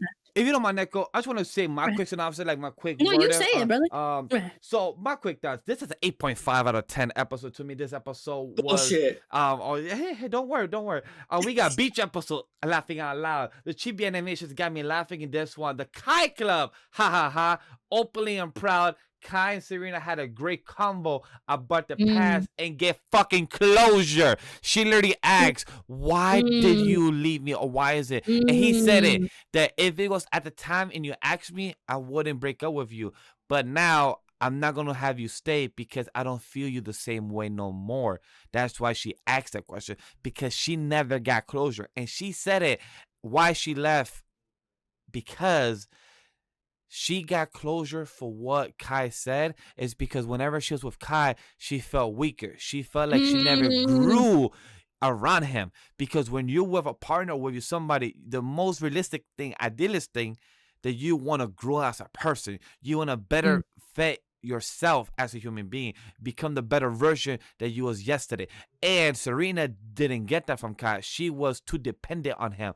But Uka is doing the opposite. She is manning up. She went against the bullies. She said, hey, where you guys been at? I haven't seen you. Where you at school? How are you? Even the bully said, I don't care about you no more, honestly. I have moved on. That's the point. That even the bully saw the progressive of this girl, that she got bored of belonging her. Even Uka is like, hey, we're friends. We're good. Even the other bullies that was ready to attack Kai a couple episodes ago, they asked where's Kai, and they got all worried. Kai even saw that, and they didn't even went after her because she said, hey, girl got it handled, and she did. I was proud of Uka. She went about it, and she went on all 10 toes, and she didn't give up. And I understand that, because me as a 28-year-old Vash, I wish I could go back in time and tell myself, get the fuck forward and go against your bullies. Why the fuck are you scared or shy or nervous because of these things happening? So I understand Uka going for her righteousness and improving herself because of Kai. She has that little small thing, but hey, whatever was that? And Serena realized that she can give up on Kai. No lie, the communication between Serena and Uka was great. Bro, why are they out like a gang on the corner on the street like models? That was when Kai and his other group of friends were out there like a fucking boy band. Like I felt like they were a boy band or something. Yeah, fuck boys, exactly. Like fuck boys here in New York City. Hell yeah. I was laughing. Oh my god. And so far, this has been my favorite episode. I love the animation expression they did for the characters. And my only complaint is the father. At the end of the episode, say, hey, Uka, you left me. I've been so alone. I feel like you don't need us no more. Bro, that's the point of childs. They're supposed to leave the nest and get away from our protector. He smiled at the end. He was like, no, but he said that in a good way. Like, you know, in a good way. It sucks that I'm seeing you, bro. But I'm letting you leave the nest. Yes, you're right. He said a good way, but the way Uka is going to perceive it, she's not gonna see it as a good way because she's gonna feel like he's saying it in a sarcastic or in a lonely tone. That's how I perceive it. I could be wrong, but I appreciate you guys. You think it's gaslighting? Could be gaslighting from the father. I don't know. From my perspective, it felt like sarcastic tone. But hey, maybe that is childhood trauma from how my parents spoke to me. Like, hey, maybe that's probably it. Like, hey, I don't trust the tone. I don't trust how the father. Because also, bro spoke with the newspaper like a front. And they even turn around. He just said, hey, you've been not leaving me no more. I feel lonely without you. I'm like, if that's the case, speak in front of her if that's the case. Like, I don't trust the way, like, the camera work or anything like that. But hey. I can't help you with that. I spoke my thoughts. I defended a few arguments. I want to give the piece to GREM if he wants to give any. And then, Neko could close us out. Yeah. I got you. Okay, cool, man. GREM, talk to us. I'll cook after. Neko, go ahead. No, you go ahead. No, you have to. I need your thoughts. It's fair. The negative with the positive way, and now negative, and then we have the positive to close us out. Yeah. Exactly. All right. Serena confessed and didn't let him speak back. at all. She just said what she needed to say and left. Because she didn't give him a second to react. She didn't let him say shit. What the fuck is Serena doing, bro? He did say He did say something back, and that's all he needed to say. That's what the friends were asking her. Like, oh, that was really harsh. And she's like, no, me and him understand. That's all he needed to say. Because the two parties is what they need to know. Those two parties is A and B. That's all anybody need to know. That's them. That's all he needed to say. Like, that's what she needed closure, like Vash said. That's all he needed to say, because he never said his feelings, right? And that was all she got was that he did like her, and he doesn't still like her.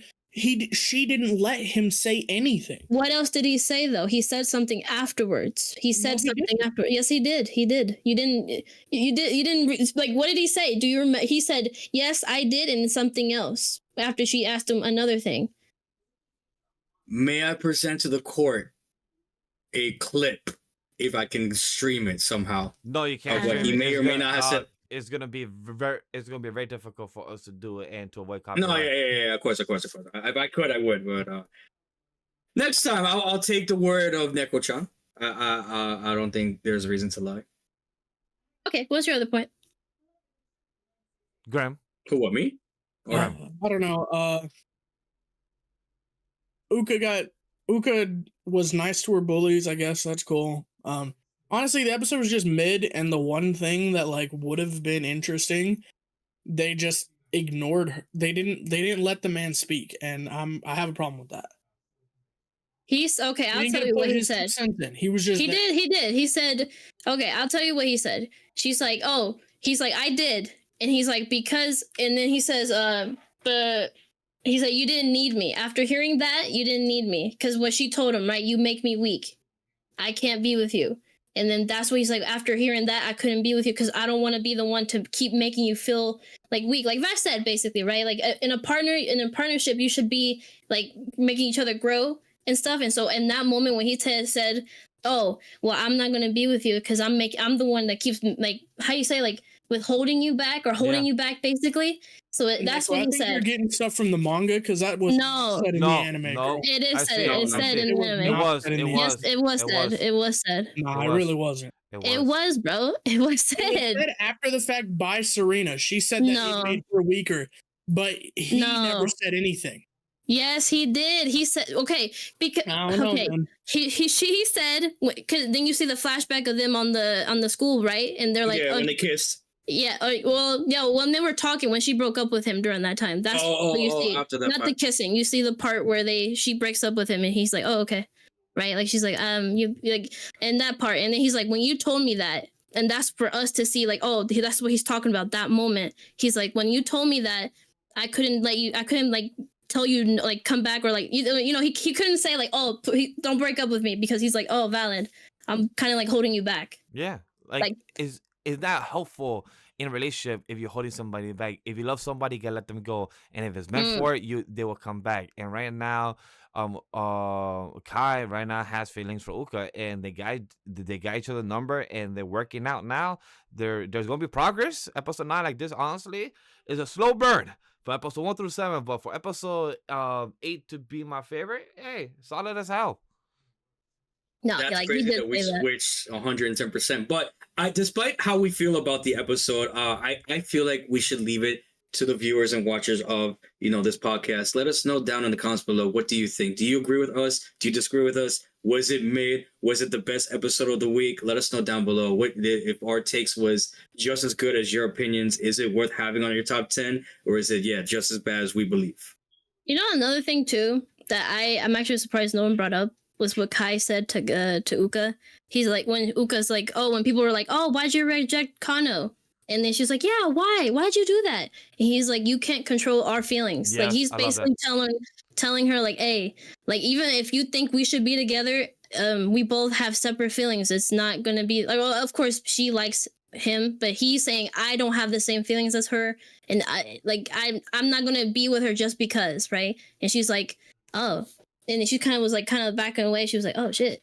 Okay. It makes sense. Don't gaslight me into a relationship, you fuckers. Yeah, like So, you can't control other people's feelings, and you can't put people together when they don't work no more. When one person Yeah. likes you, you can't tell them like you can't like me.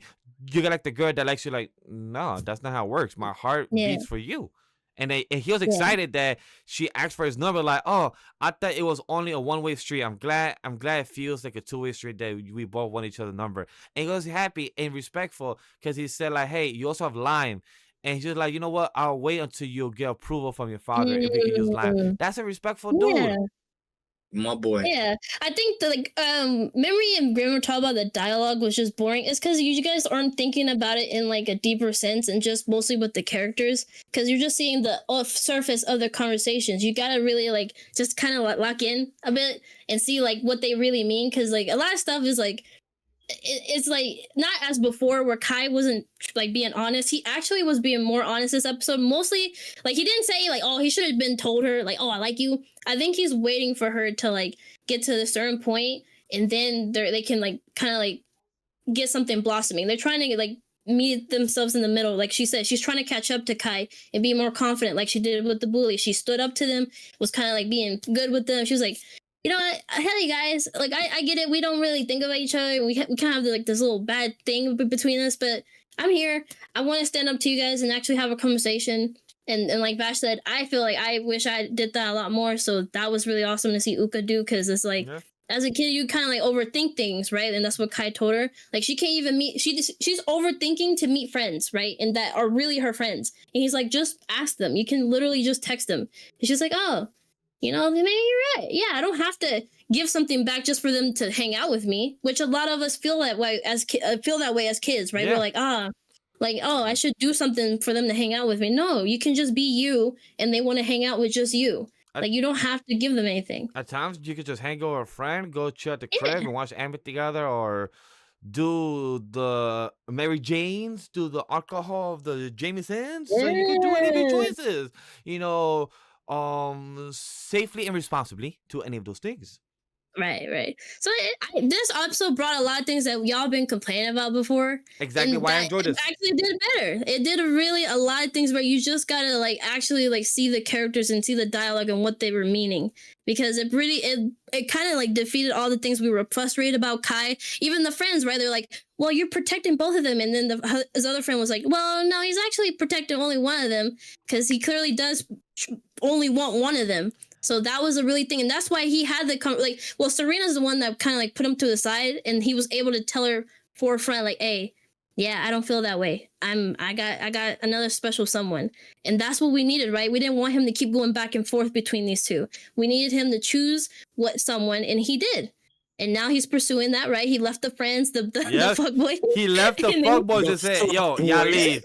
And they said, all right, we got you. The girl said, oh, man. I felt like I was watching from, like, Fox and Swipe there from fucking Dordex. For like, oh, man. I was trying to get the digits. I honestly thought she was going to say some shit or do some petty shit. Me too. I was genuinely surprised that she actually was like, fuck, and walked away. I was like, really? But it's respectful for a girl today is respectful because she said, "Hey, the guy has eyes for somebody else." I guess she was like, "Oh, I guess she don't want me."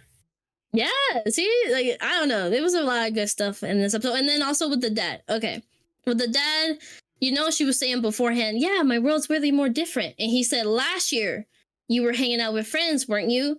So I'm excited that you're hanging out with your friends again. But she knows that she didn't have friends before. That's what she's feeling guilty about. That's what she was given that face where she's like, slowly but surely. Okay, so it's I read the room wrong, so I probably have to have a better eyes of that. Okay, understandable. Yeah, so I hope. It's not even hopefully, what's up? It's that Neko already told us there's some sinister stuff with the daddy, so now we're all looking out for it. I didn't say that. Primed us for some sinister stuff. Wait, I didn't say that. Whoa. What did I say about the dad? I don't much. I don't remember her saying that. Nah, you said he was super controlling. Did I say that? We didn't know the whole situation. Oh, okay. Okay. You primed us to have a bad feeling about the dad already. Well, we already know he's controlling, right? He wanted her to go to a...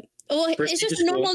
Yeah, it's an overprotective parent. That's all it is. It's not like controlling. Oh, you know, no. It's I don't just think it's like a overprotective. toxic parent. I don't think it's more like No, that. no. But who knows? No. Probably our Neko could be lying to us. Who knows? It could be True, one or the other.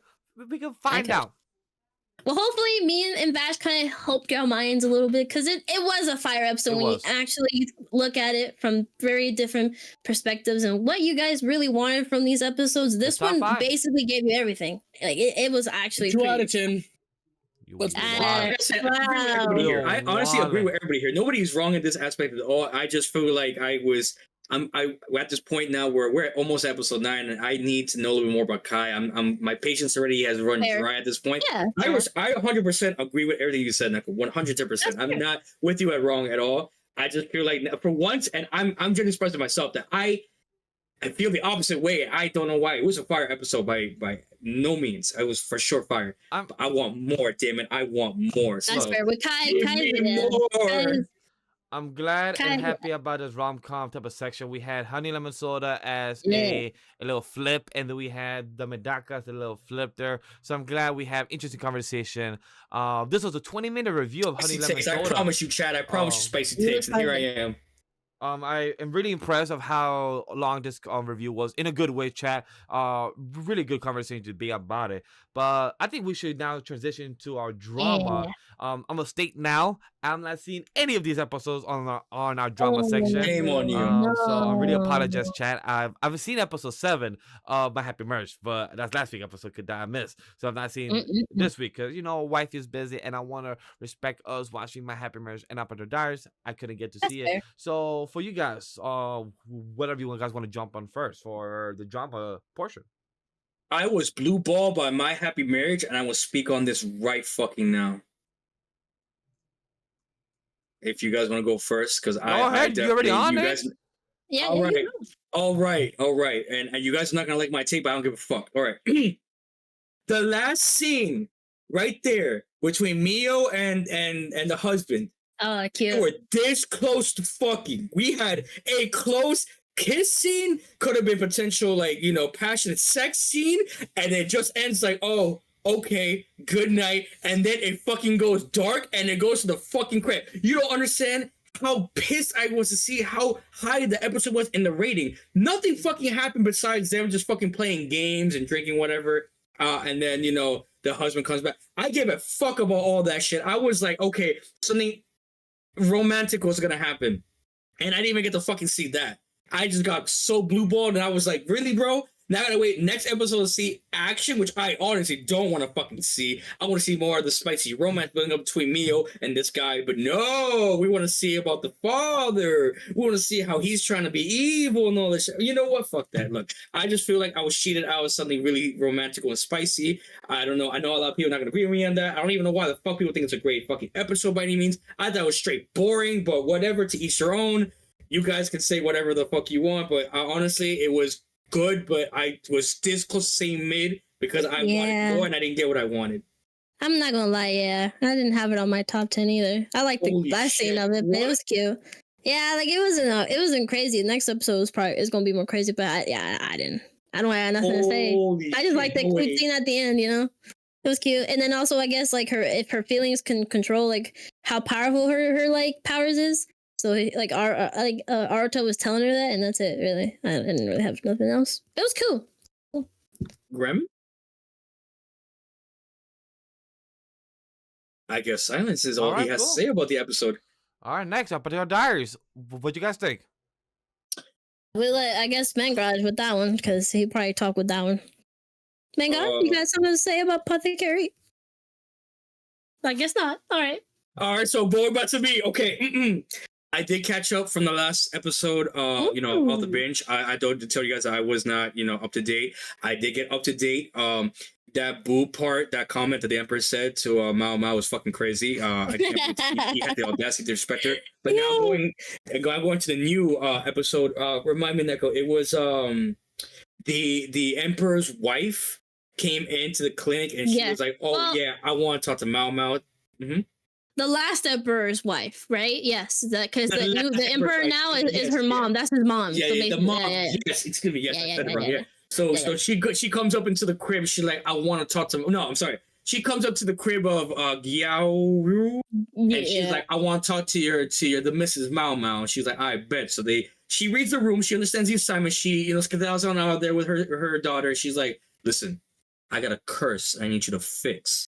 And she's like, what curse? She's like, I cursed the past emperor. And we get this really disgusting lore about how the emperor was a pedo, touching little girls, this, acting disgusting, that. And now, she said, no, did he? And we see now this mystery about how the emperor, passed away, but a couple of weeks later, a year later, something like that, like a lot of time has passed, and they open up the coffin of his grave, and he still looks the same as when he did pass. I had some theories about that. I told the missus about that, and I'm just thinking like, what if potentially he had used the same drug that one girl used in season 1 to pretend that she was dead to get away from everybody? That really struck me as interesting, because if that is the case, then there's somebody, inside the pavilion taking care of the body every day, because, you can't just leave a body like that, with the drug. It's going to pass away after a while. You got to maintain it, give it some kind of nutrition, etc., etc. Someone is playing a really dirty prank, and I'm saying that word lightly, prank, against this emperor's mother.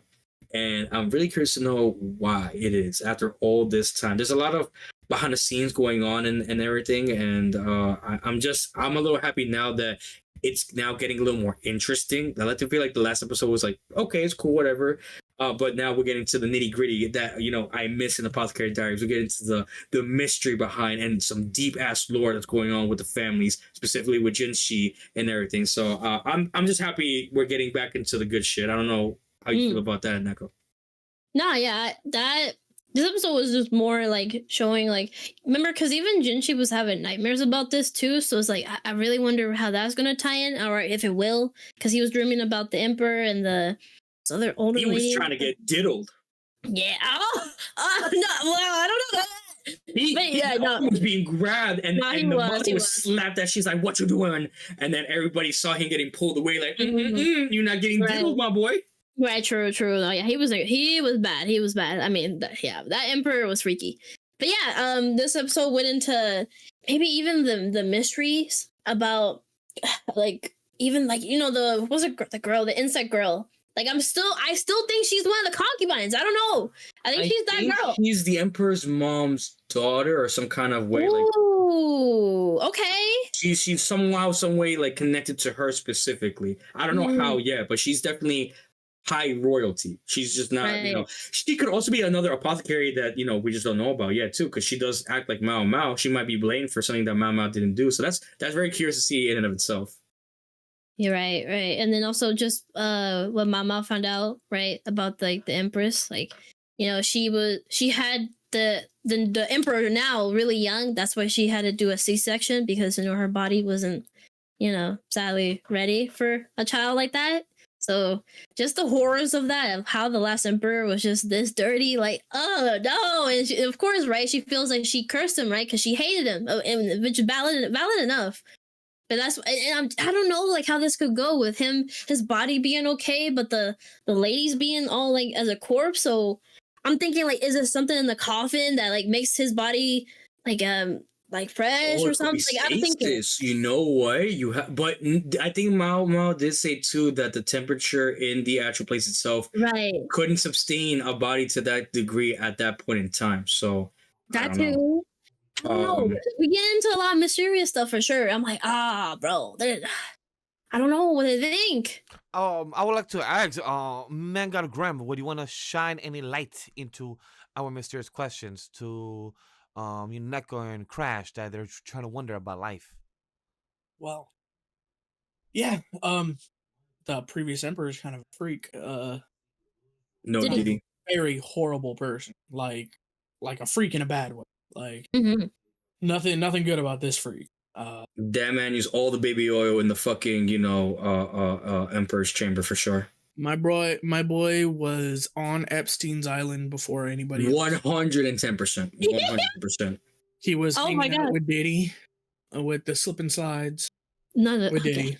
All right, guys. But yeah, Mao in season 1, Mao Mao heard how young the Emperor's dowager was, and she was like, "Oh, that's not right." Yep. And now we're getting it expounded on a little bit more, so anybody that wasn't slapped in the face with it now understands that he was not okay in the head. But there is something going on with the body. It is in remarkably good condition for having been dead for several years. Same. There's also an area where he used to live a lot that they're not really allowed into. Maybe Mao Mao would be given special access. Maybe something from the backstory will shed some light. Maybe Zenshu will have to open up about his past. Interesting. Who Ooh. knows? This game. It's gonna tie something, right? He knows something, right? Because he's the So we are getting the frog next episode. No. Bro, the frog, I'm telling you, you gotta wait for the frog. When you see the frog, you'll see the frog and you'll understand the greatness of the slimy, slippery frog. Oh, you guys are talking real interesting shit right now. Yeah, it was a very intriguing episode. If I didn't know anything, I would say more, but I know things. So understandable. We're talking about the bug girl, by the way. I don't know why y'all are so sus of her. She's just a really cool gal. Nah, yeah, I don't know. I don't like the tone of your voice, my boy. I feel like you're hiding something from us there. She likes bugs. But she's like a phantom. We don't know where she is mostly. Roll for persuasion. You didn't persuade me hard enough for me to believe your ass. I rolled a nat 20. No. Damn, got me good. She's interesting. Who knows what she's up to? She like it said, she's a phantom. People don't know where she is a lot of the time. Yeah, I mean she's a really cool character. Who knows? She maybe she'll become Bao Mao's new best friend, huh? Oh, 100%. Maybe They Xiaolan will be too busy studying and won't want them sweets from Mao Mao anymore. Who knows? Possibly. An interesting theory to say the least, for sure. Right. I like that. Okay. Well, I think we should just get into. I guess we can get into the. Speaking about apothecaries. Right. Yeah. Now we got a real doctor. Well, I mean, apothecaries are doctors. I'm sorry, chat. I'm sorry. I didn't mean it. Well, let's get to the doctors. I don't know if anyone's seen this episode, though. I didn't get to. So. I dropped this after episode 1 still. I haven't gone back to it. Just no interest. I haven't seen the episode yet. I'm sorry, folks. Yeah, me. So let me spoil the shit out of you guys because I'm on my villain. I don't give a fuck. Evangelist, let's move on to the next one. Let's just go on. Let's move on because you don't want to hit out of me. Wait until next time. The anime is mid as fuck now. I'm so sorry to say. I gotta really should have dropped that one like Nate. Yeah, I'm not dropping it by any means. I'm gonna see this through to the very end because you know why? I'm a man who sees things 110% to the very end. I'm a completionist. I give a fuck if it's trash. Yeah, what happened, buddy? Was this? I don't remember. That's how much I don't give a fuck about it. Was this the one where the fucking kid was drinking the juice and he's getting poisoned? We haven't seen it, buddy. That was last week? Oh, no. I don't remember anymore. That's how much I give a fuck about this show. He doesn't even remember if he likes the episode or not. So it seems like No, that's how far away. I don't even remember. If you try, damn, I can't even jog my own memory. Damn, if that was last episode, I don't even fucking remember. Yeah, I guess Medalist time. Since we're talking about things we actually care about. We can skip that shit. All right, don't worry about go that. straight to Medalist. Episode 8. It sucks that I missed this one. It sucks that I missed this one. Were any of us athletes besides myself in high school? Does anyone else do any I was part of I was literally talking about this a couple of topics ago. Team, duh. I don't listen to you, honestly, Vash. I'm sorry. Oh man. Aw. I'm joking. I love you. Crazy. Mega's mean today. But yeah, I mean, that was more of a rhetorical question. If any of y'all were athletes, y'all know how painful shin splints are. Yeah. I heard from him. You're looking at me all crazy. Do you know how painful shin splints are? Yes, but I personally have not had one. My boy has had one. Our MC's been doing a lot of jumping, a lot of stuff on her legs, a lot of muscle fatigue. Yeah. Oh shit! Oh, You haven't seen Medalist. I looked at the episode to look back. Oh, now I know what the episode's about. I'm not even gonna talk about that. It's really bad. It's really bad. Okay. Oh, No, it was a great- it was a Cancer. great episode. That's what I'm gonna say. One had word: a- cancer. She had a fantastic performance. Her legs were feeling like jelly, and she got through her entire performance, and then she kind of face palmed. Oh, Yeah. okay. She kind of face planted rather, and then they checked her out. She's got a sprained ankle and she's got shin splint. Oh shit. So apparently she's been dealing with this pain for a minute, and she just hasn't told anyone about it. Of course. Now the coach knows how bad he's actually been keeping track of her and like paying attention, Yeah, for health. because she's been in pain, and what she told the doctor is it goes away after I get warmed up. It goes away. And Which that's what- means yeah. that she's been working through the pain for a minute. Basically. I think and I don't entirely blame her, because I think that she was really thinking it's like the normal pain you get like when you do too much and then it goes away after you keep working it. But no, in those scenarios, no, that means your body needs a rest. Like it doesn't need to be pushed that hard. So and she didn't know what it was, right? Like was it called shin splints?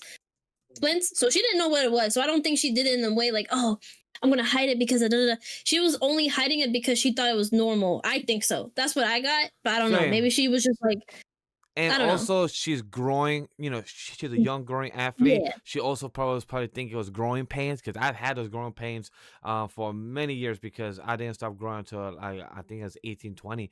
I didn't stop growing my height and everything, and like my body mass and body weight. So just to see for her, she's I believe 10 years old, 12 years old. For her, that girl's probably thought that was growing pains. That's just part of the ankle, the body, the legs just growing much bigger over time. I think well, Emma's going through that. So we know that Emma, the other dancer, is going through that, and she pulled through for her performance. I was happy for her. I actually teared up on hers. I was like, oh man, that was beautiful. But yeah, we got Inori putting in a really, really amazing performance, easily taking the top spot on the podium.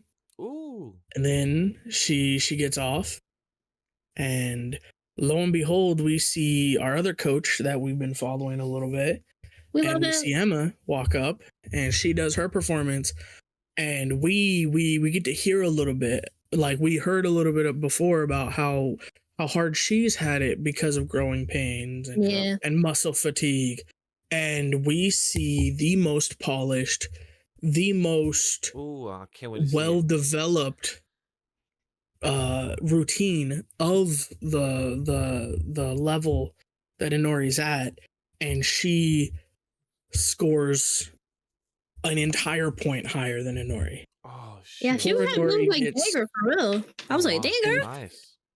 And poor Inori gets second place, but she got second place. Emma, though, the one we saw going through this already, still going through this, we saw how much she could get better. And Inori needs to grow from it. Inori needs to know that, hey, I don't need to... I want to do it fast, and I do need to do it fast, to get to the highest caliber. But resting will work, because look at how magnificent this girl was. She was head and shoulders above everybody. Every single one of those girls that were being like condescending to Inori and talking about how they were a shoo-in to win, they all immediately were sat down. They watched that performance and they said, damn, looks like we had no chance. Yeah. Everyone knew. Yeah, like I think Inori really like surprised the audience and the kids, of course, that like Grimman said, like were shitting on her. That she showed them like, hey, I'm out here. She had made no mistakes, okay? Like her last thing, she probably like fell and stuff, but nah, this one was no mistakes, and I was so proud of her. The coach believed in her, and that's all she needed. And of course, touching his little wormy little jacket that makes her feel better. Her worm addictions is kind of crazy. I don't know. We need to fix that, or maybe not. Maybe she can stay with her worms. It's okay. But yeah, no, that was really cool.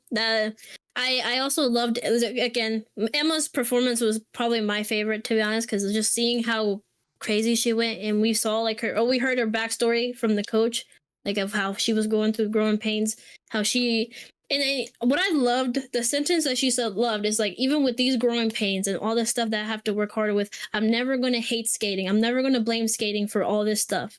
And I'm still going to keep going harder and still loving it. And I was like, oh, that is so awesome. Because of course, you're right. As a kid, anything that gets you down, you kind of give up on it. Because I did the same thing with drawing. If I kept going at it, I could have been at least kind of like a good high level, but I gave up on it because I felt down about it at some point.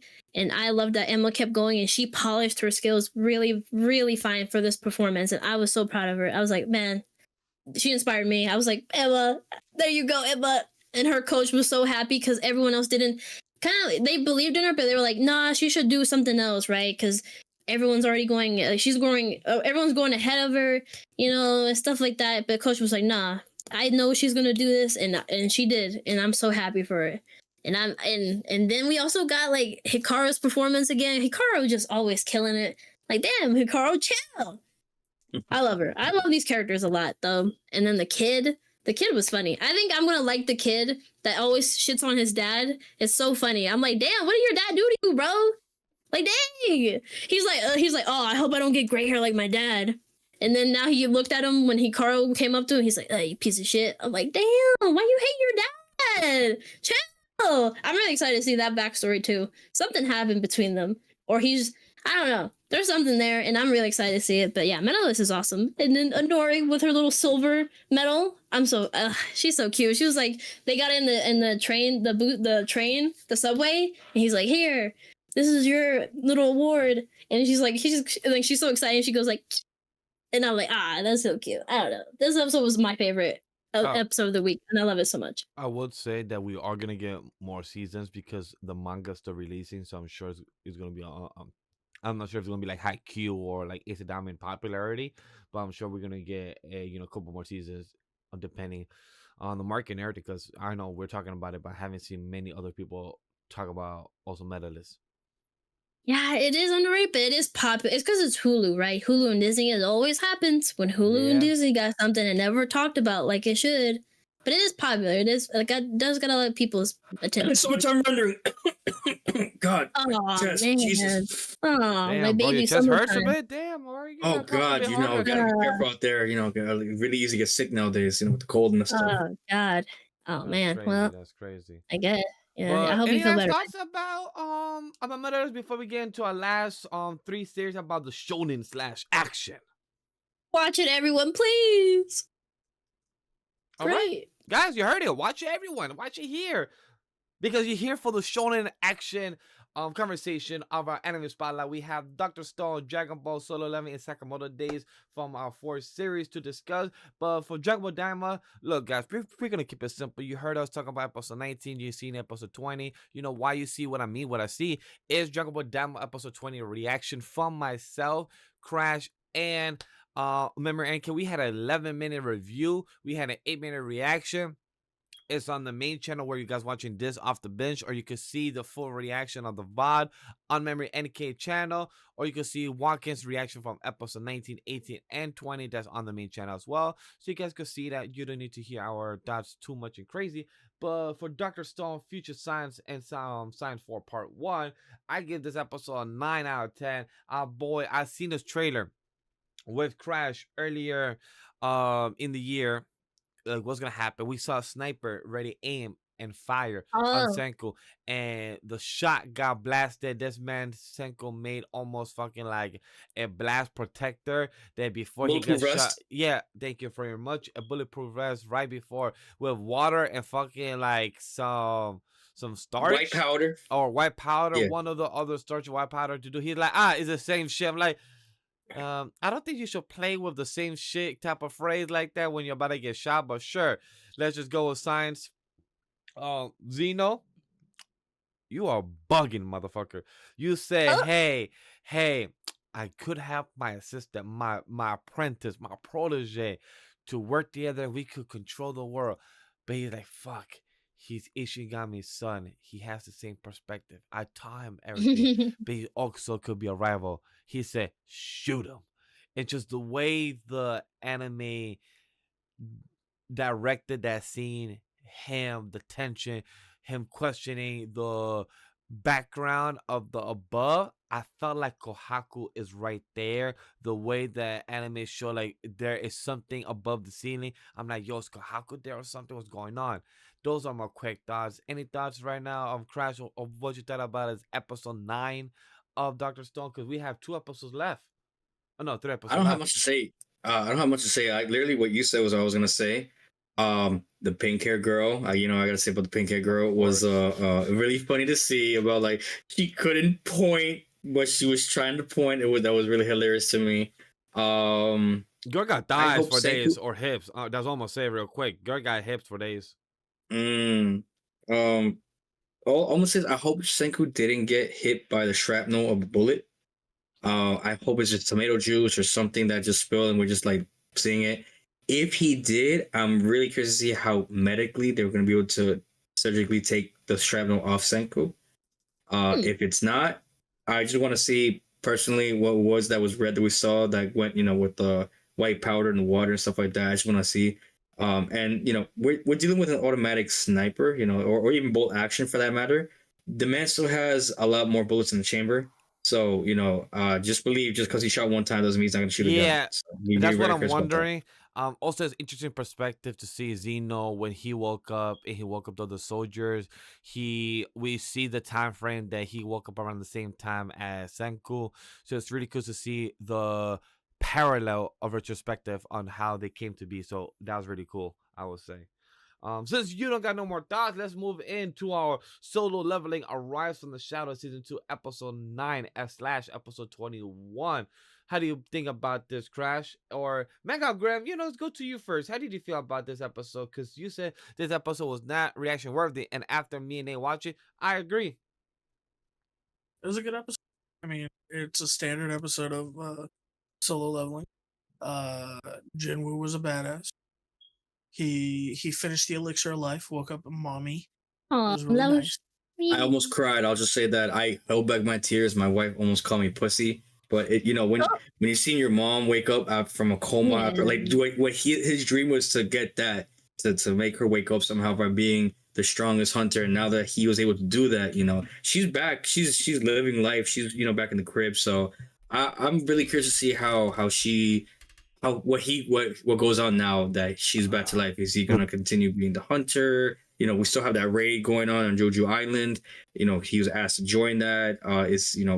What happens from here on out? That's really where's the story go for our boy Jing Sung Woo.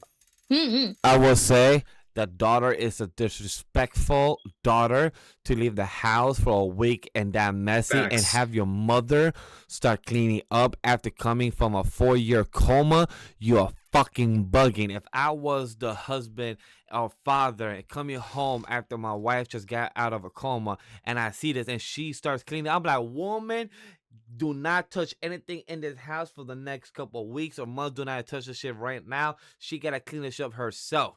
But it was nice that they did it as a team. It was Sungjin and the daughter and the mom, they're working together.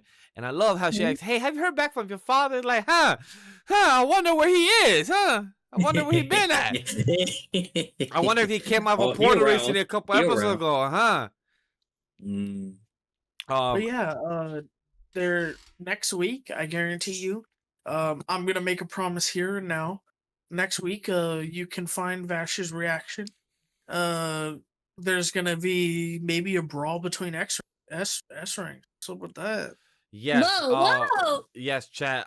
From here on out, Vash here is full going blind. It seems like I didn't finish the season 1 webtoon and I started learning right here in the middle of the episode or right once they met each other in this, because I remember all this conversation just very vague. So I know for sure after this on, I have not read. I know a few spoilers like Crash, but I know more vague or I don't look for them like he does. So I'll just be catching them and it's been fun.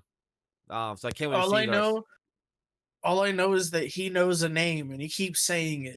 What he doesn't know is that the name he knows is just the word ant in Korean. So I don't know why he's so surprised. I'm just happy I got my boy Kazil. My boy Kazil in the webtoon was much better because it was seen in the night sky narrative, but in the anime they cut a bit, not too stressed about it. My boy Sunjin was ore farming when he went on top and literally just stand on his dragon. That shit was a boss move. That shit was ball smooth. That shit was Anyway, fire. yeah, Solo Leveling was great. It was, mid, to be honest. I mean, look, I will say that the anime did make the webtoon better in one respect. Jinwoo broke down and ugly cried this episode. People complain, And man. I'll I was tell you mad about something, that. he did not do that in the webtoon. Yeah. Wait, In the oh. webtoon, I believe he just tear. That's about it.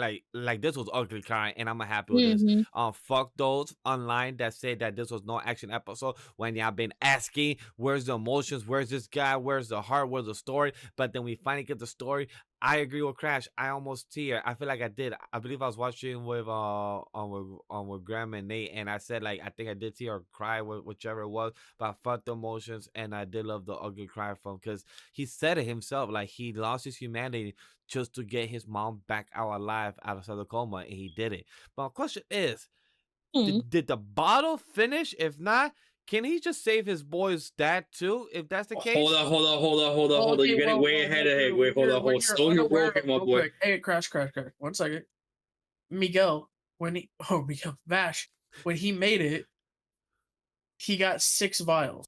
That's what I was trying to remember. If he got 6 vials, based on his intelligence, he was able to make 6 of them. So now the question is he gonna share that information for them to make more? That's the big question. Fuck no. I mean, he has 6 vials. Who knows who he's gonna use them on? Yeah.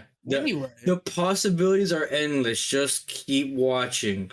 We're not gonna say anything more than that. I think me and Grimmon are in the same boat. We know what happens. You don't know what happens. You do not know. I know what happens. I know where the second vial is gonna go to. I know where the second vial is going to, and I even know where the third vial is gonna go to. Believe it or not. You know what I know? I know just enough. I don't know anything past. I appreciate it. Thank you, Graham. I appreciate it. It was a pretty good episode of Sakamoto Days. He's gay. Oh my god, that fight. Oh my god. Bro, y'all can't say that, bro. That double combo by my boy. Oh my god, it's so cool. Oh my god, Hiske and my boy Shin just working together. Him with reading his mind. Him with that ricochet sniping. Come on, you can't tell me that wasn't cool. That was fire. I love that part a lot. Oh my god. Look, I would say, Neko, great props, great find that, great shout out. But my fight was Sakamoto versus Oh, not true though. Oh, you know what? Versus Scissor Man. You know what? I'm I can't say mid because you know what? I did overlook that because I was doing laundry while you guys were watching it, and I just got to that one part where he was saving the civilians from the, you know. Yo, he just kept grabbing it. He like put back. Yeah, put back. I just got to that point. So you know what? I'll give you guys that. Honestly, that was a little. Cool. Wait, hold on. How can you say mid when you haven't seen it then, or you didn't watch We were all watching of it? And then I needed like 5 minutes because I was doing laundry, and then I got back. So I missed the good part. That's why I'm like, oh no, it was mid that I remembered. Oh no, it was good. No, it was great. The fight action scene of him going through the train, it was fucking phenomenal. The animation could be better, but that's a whole different conversation. I'm not gonna stress more than what we already had. But for this animation episode, was really cool. The speed on the transition of him going from train to train. The flashback story of our boy Scissor Man was hilarious because he felt like he was gonna accept it, and I love how Sakamoto was like, bro, I don't give a fuck. You talk too much. I just want to whip your ass. I gotta go back with my employees. I gotta do this shit. I'm gonna just knock you out. Pa. So that was hilarious to just see that comedy involving our character Sakamoto and how this man gets skinny and how he been protecting the people. But I don't know why. I must be the only one. But if y'all agree with me, that would be great. Is it me or that scene of the train reminded me of the train to Busan a bit? During the zombies and everything, it felt a bit it just felt a bit of referencing. I don't know, but the way they animated that and the train scene just reminded me a bit. Am I crazy? I mean, I saw that and I thought of Invincible, the first season with Omni-Man and Mark. Me personally, it was nowhere near that, of course. But I just saw the train. Maybe because I was already watching Invincible, so I already remember that. But you're not that far off from that analogy, I guess. I don't know. I mean, I would say more Invincible to me personally, but I was watching that, so I'll be a little more biased on that opinion. You know what else I like too is when he was like, "Yeah, I got all these weapons. What weapons you got?" He's like, "Yeah, I got some here. A mechanical pencil, and I want to say, I want to point out, Vash's reaction when he threw the lead and it hit his eye. He's like, "Oh, coño, ay Dios mío!" I was like, "Really? You're really shocked at that?" I was No, not surprised. so I have in problem when it comes to torture or comes to things, anything involving the nails, eyeballs, I get Oh angry. yeah. I get The angry. heebie-jeebies. Yeah, I get the heebie-jeebies. Anything that involves the nail being tortured, and like if they start putting the nails out, I get heebie-jeebies. I like nope. I'm Me good. Like too. my nails, I literally cover them because I'm like, nope, I don't want that to happen to me. Don't play The Witcher 3 then. You don't want to see what happened with Trish's nails when she gets tortured then. I would skip that. If I could skip that, I would. Or if not, I would just go to the bathroom. Like, hey guys, just watch the scene for me. The eyeball shit, throwing the lead piece, just flicking that shit. I'm like, damn. And throwing the sticker, like, hey, you are a good 50% discount. Smack that shit to the wall. Yo, nah, Wild Sakamoto be disrespectful. Like he really is. Like he needs to stop. But then also we got Shin and the old pops reuniting, adorable, and on the other lab people seeing them, and of course he gets to see now like how actually he's using his power for good. He's like, oh man, I did actually a good thing, and like Oh, I even love though it that was by scene. accident. That was so sweet. I was like, yes, and then Lou apologizing and him apologizing to each other. That was cute. She was like, I'm sorry, I said these things. I didn't beat it, man. And he's like, yeah, it's all right. It's cool, you know? But can we talk about the elephant in the room? Our boy Slur was Ending better. Oh, Slur was better in the manga, I will say. Like, no, drawing I wise. will say. What the fuck kind Yeah. of name is Slur though? Yeah, Slur. The manga panel with that was seating him sitting. Oh, Like the bruh. whole black lines in the like in the manga, I remember. It was great detail, but I would say that still, like animated wise scene was great. Like, not saying that it was bad, but like you felt the tension still, the music, and just showing shit. Yeah. He felt the bloodthirst. It's just crazy always when there's bloodthirst in anime. Like there's always fucking deadly, and somehow other assassins can feel it, like the energy, the hockey, the aura from it. And Slur didn't kill him. He just say hi to Sakamoto for me. And just Yeah, walk that was away. wild. Yeah, he was crazy. He was crazy. That was a good scene. Weird sexual tension between Sakamoto and Slur. No, I think the reindeer. No. The reindeer was about to like say the reindeer has that dopey-dopey. love. I'm about to say the reindeer have Right. more like a passionate love for Slur. Like, I will die for. I will do anything. He saved me from the darkness. Like, bro. Right. Like, bro, he literally made you to a living weapon. You literally have a cock gun in your mouth. And somehow exploded, and you didn't, like, you still talk.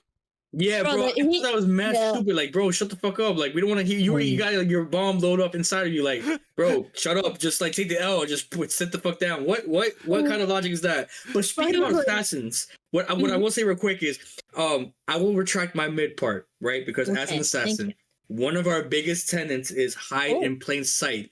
And that one scene in the subway where Sakamoto was skinny, sitting down, and he's like, what the fuck is it? I was like, that was good. That was fucking cold. I was like, no way, this man just then just fucking kicked the shit out of him. I was like, you know what?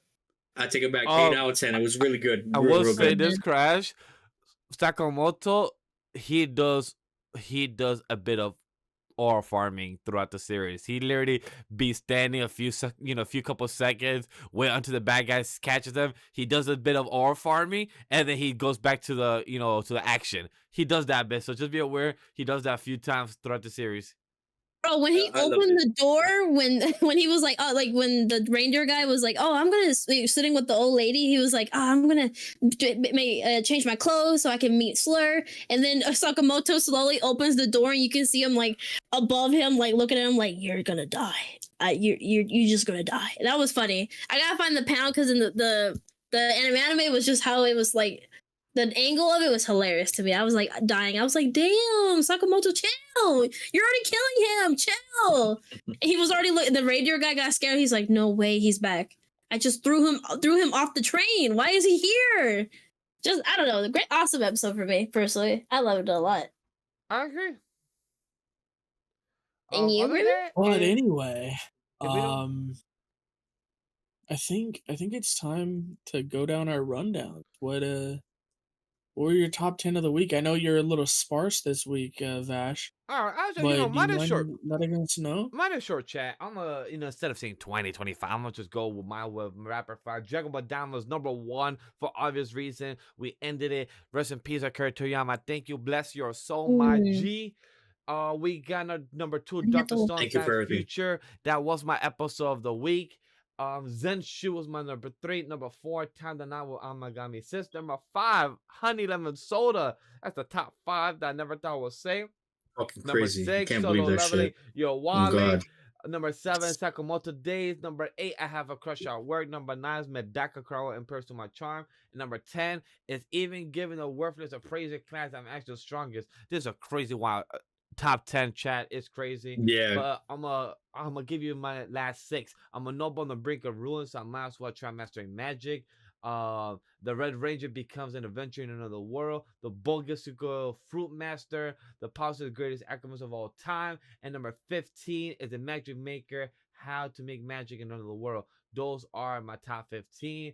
And my number 16 through such, you guys have heard it before, but I have not watched this week episode. So it's pointless to bring them up. You guys already know what they are. Let's go. Who's next? Crash, tell us your weird top 10. Number 1, it's not my top episode by any means, but again, rest in peace, Toriyama. Thank you for your blessed work. Your legacy will not be missed. Dragon Ball Daima is my number 1. Number 2, Solo Leveling. Number 3, The 100 Girlfriends Who Really, Really, Really, Really, Really Love You. Number 4, I'm Getting Married to a Girl Hating My Class. Yeah. Oh, you don't even know the spiciness of the fucking. Oh, I'm not even going to get into that. And I will never know. Yeah. Number 4, I'm Getting Married to a Girl Hating My Class. Oh, lingerie. Number 5, The Apothecary Diaries. Number 6, I Have a Crush at Work. Number 7, DANMACHI. Number 8, Blue Box. Number 9, Dr. Stone, Future Science, Season 4. And number 10, Time to Night with Amagami Sister. I believe next on the list, if I may or may not be mistaken, is Neko-chan. Yeah, it's me time.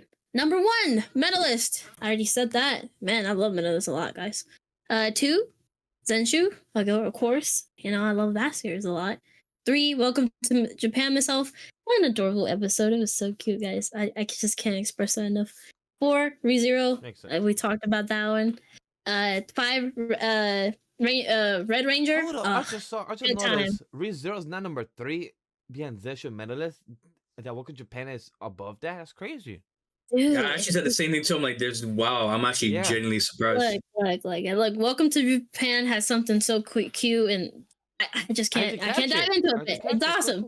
Cool. Yeah, and then 6, Apothecary. 7, Sakamoto Days. 8, Guild Receptionist. 9, I Have a Crush at Work, and 10, Honey Lemon. Wait, Honey Lemon is number 10 when we had it that good. Holy shit, you guys are wilding out right now. You guys. No, the other things I have above is it's just it got me. But I did love Honey Lemon. I didn't have Honey Lemon last time in my list, but this time I did, and it's 10. It's just really good. Me, I had it as my top 5, and you have in your top 10. Hey, still great list. I'll say, man, God, yes, sir. Graham, talk to us. What is the man God himself in the void? What is his favorite TV programming in the void? Here's the only actual valid list. I respect that, 1. please. ReZero number 1. I don't know what Neko is smoking. ReZero was the top. Bro, Medalist Neko just sad that her boyfriend's dead. Number 2 is Zenshu. Gotta give respect to Zenshu. Number 3 is Medalist. It was really good. Number 4 is Crush at Work. Number 5 is Apothecary. It's cooking. Number 6 is Sakamoto. It was really good. Welcome to Japan was up there for sure. Number 7. Number 8, Flower and Ashura, because Flower and Ashura is still great. I don't know why nobody talks about it. Really good. Number 9 is A-Rank Party. Sorry. And number 10 is Guild Receptionist. Yeah.